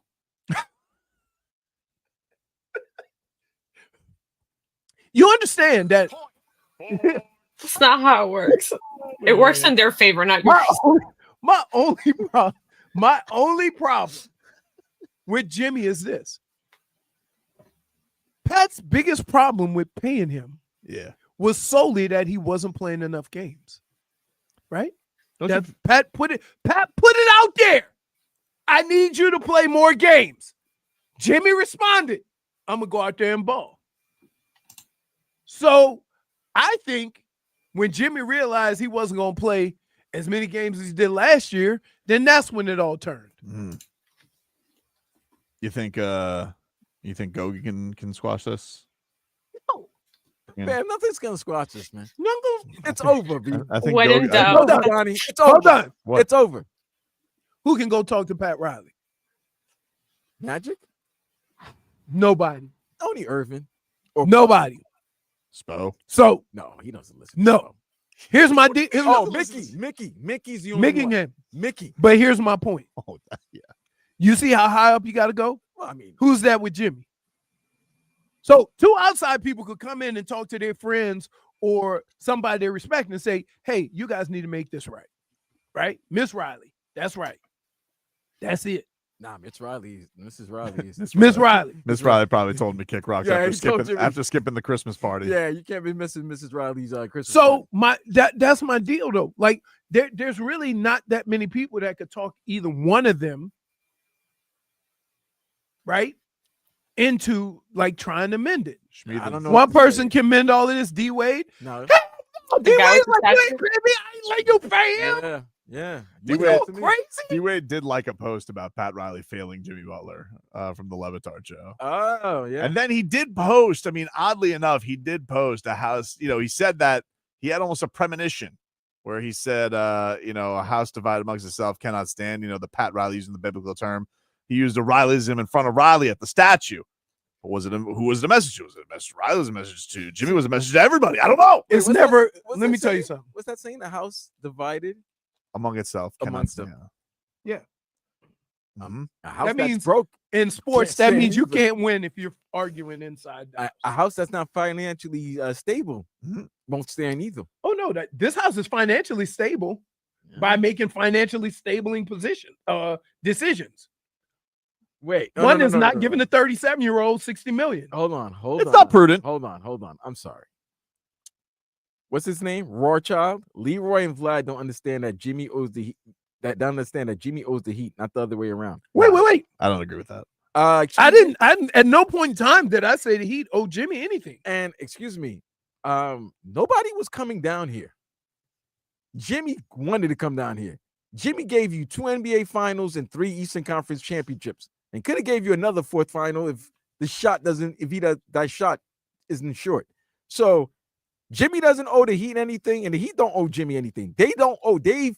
Both parties, I think the thing that's have played to their contract. It's crazy. It's crazy that where we are in this. I'm not mad that Jimmy's upset he's not getting an extension. I'm not mad that Pat wants Jimmy to play more games. All fair points by both sides. My issue is we talking about a contract that involves 2027 and you're refusing to play basketball now? That's my only problem. Yeah, I agree with that. That's one of those things where it's like, hey, And the Heat can't really do anything, right? Without the Players Association jumping in to say, wait a minute, we want Jimmy Butler right now. This is what we paid for. Until said contract is up, there's you owe us Jimmy Butler. There's no real defense for that. That's the thing. Right. And I know that Jimmy and his agents are going to deny all that stuff, but there's really no defense for tanking games. And that's what he did. I mean, it's the one thing that as if anything could take me off of Jimmy's side on this, because I have been pro Jimmy and all this. I get it. And I know how things have ended with most of the Heat legends. And I'm not even saying what the Heat are doing is not smart. I get it. It's, paying guys for past performances when they're old is not prudent. You always want to get ahead of it. But you can't do that to your teammates. I can't. That's my whole thing. That's my whole thing. Because even if Pat and Jimmy make up, and Jimmy and Spo make up, right? You still got to make up with those teams, unless y'all not going to be productive. Mm-hmm. Y'all not going to be productive if all is not squared up with them. Now, believe me, they human too. They human too. They ain't going to just come back and say, hey, welcome back, Jimmy. Right? Say, hey, man, how we know you're not going, Same thing with Tyreek. Tyreek got to do the same thing. Now, everybody understands Tyreek was upset. Everybody understand all this. But at some point, before he go back on the field, he got to go to his players, the guys that ride or die with him, and say, hey, man, look. And they got to clear the air on that. Tears 86 says, only Tobes can fix this. Put him in a room with Pat Riley and Jimmy Butler. Give him both baseball bats. I don't know if that's going to fix anything or destroy it. No, they'll use it on Tobin. It might come to an agreement and use the bats on you. I'm going to sit there. You know what? They're going to start talking and they go, your fault. No. They're not going to say that. They're going to both look over. No, and then they're going to become the enemy of my enemy is my friend. Yeah. And then they're going to be buddies. They're going to be hugging out of there. You're going to be in there. Toby, you don't want to be there because this is what's going to happen. He will no longer like everybody. Off to each other, getting really, getting angry, start coming close to each other and look like they're about to hit blows. And then they're be like, wait a minute. If beating me up, Vlad, fixed all this, I would You sacrifice it. You take them. I would sacrifice. That's how much I love this team, and I want everybody to get along. That's all I want. See that? That's all I want. You might have just saved yourself with. That's all I want. Like you would take an ass whipping, but from as soon as from a 75-year-old man, and a 35-year-old man, just to save the Miami Heat. However, if I do see that there's no possibility of that, when I get in that room, I'm talking about this Suns Pelicans 3-way trade to get Zion. Dude, that's yeah. No, you know who I'd be interested in? Who had to say something? E. Sims, not E. Sims. Who said? I know the person that could. UD. E. Sims. Oh, UD has been quiet as a mouse. Very interesting. I got a guy that can definitely squash this beef between Pat and Jimmy. Who? James Johnson. Well, he got to be close to both of them, though. James Johnson. UD could squash it. James Johnson's probably. UD could sit him in the room and squash it. James Johnson watching his Pacers on fire right now. He's just sitting back with his popcorn. Oh, well, James. And by the way, James I don't Johnson. want him active. James Johnson's been in that doghouse before. That's what I'm saying. I don't want him active. James Johnson will put hands on you. James Johnson. We had an interview with him where we talked about the deliciousness of churros. Next day, he was suspended for body weight. Oh no! Yeah, you did that. No, I didn't do that. You see how it's always you somewhere in this equation? Tobin, why do you put? But Riley knows everything, man. Hey, there you go. See, you got. I'm out of here today. I'm out. Oh no! Don't run down. No, don't run down. I am so out of here. Well, wait. Now, being that you got churro guys, you got Jimmy Butler, you got Pat Riley. You have incited a riot. Can we file charges? Yo, inciting a riot? At least he's always wanted chaos. He was always going to be involved in something. Heroes and Blue Chew. The downfall of the Miami Heat, and he's gonna be sitting on the couch eating a churro with a Blue Chew side by it. with a Blue Chew side, like dude, like with a Taylor hat on. Yeah, like all I was doing was wearing the baby. All I was doing was wearing it.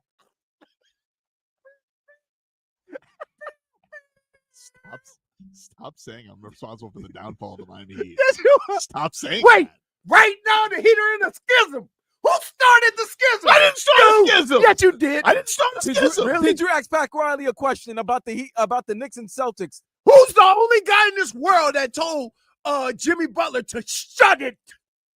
Did you not ask? And how did that occur? You asked him a question. Who gave you the side eye? Who gave you a side eye? Child, please. Yeah. Huh? Who gave you twisted lip, twisted face? Don't listen. As a matter of fact, I don't think you know what? You know what? Wear fake mustache. Don't get off the screen, Tobin. I'm watching Oh, you. Yes, you better be in disguise. In disguise. Yes. That's right. Yes. You know what? You could go as Bernie. What? Yeah. You want him as a mascot? Then all of a sudden you put, Pat, it's me. Hey, I didn't want you to lock you out. How do you feel about Jimmy right now? You can't go to somebody and say, Jimmy said, like, that's going to start. Wait, that's how you started the question? With Pat Riley. Hey, Pat, Jimmy said, and then, hey, Jimmy, Pat said. He already knew that he said it. No. He said when I saw that, so he already knew. You're like the Cardi B meme of my mama said, but you're Jimmy said. No. Pat said. Pat told you to shut up. What are your feelings on it? Talk to you tomorrow.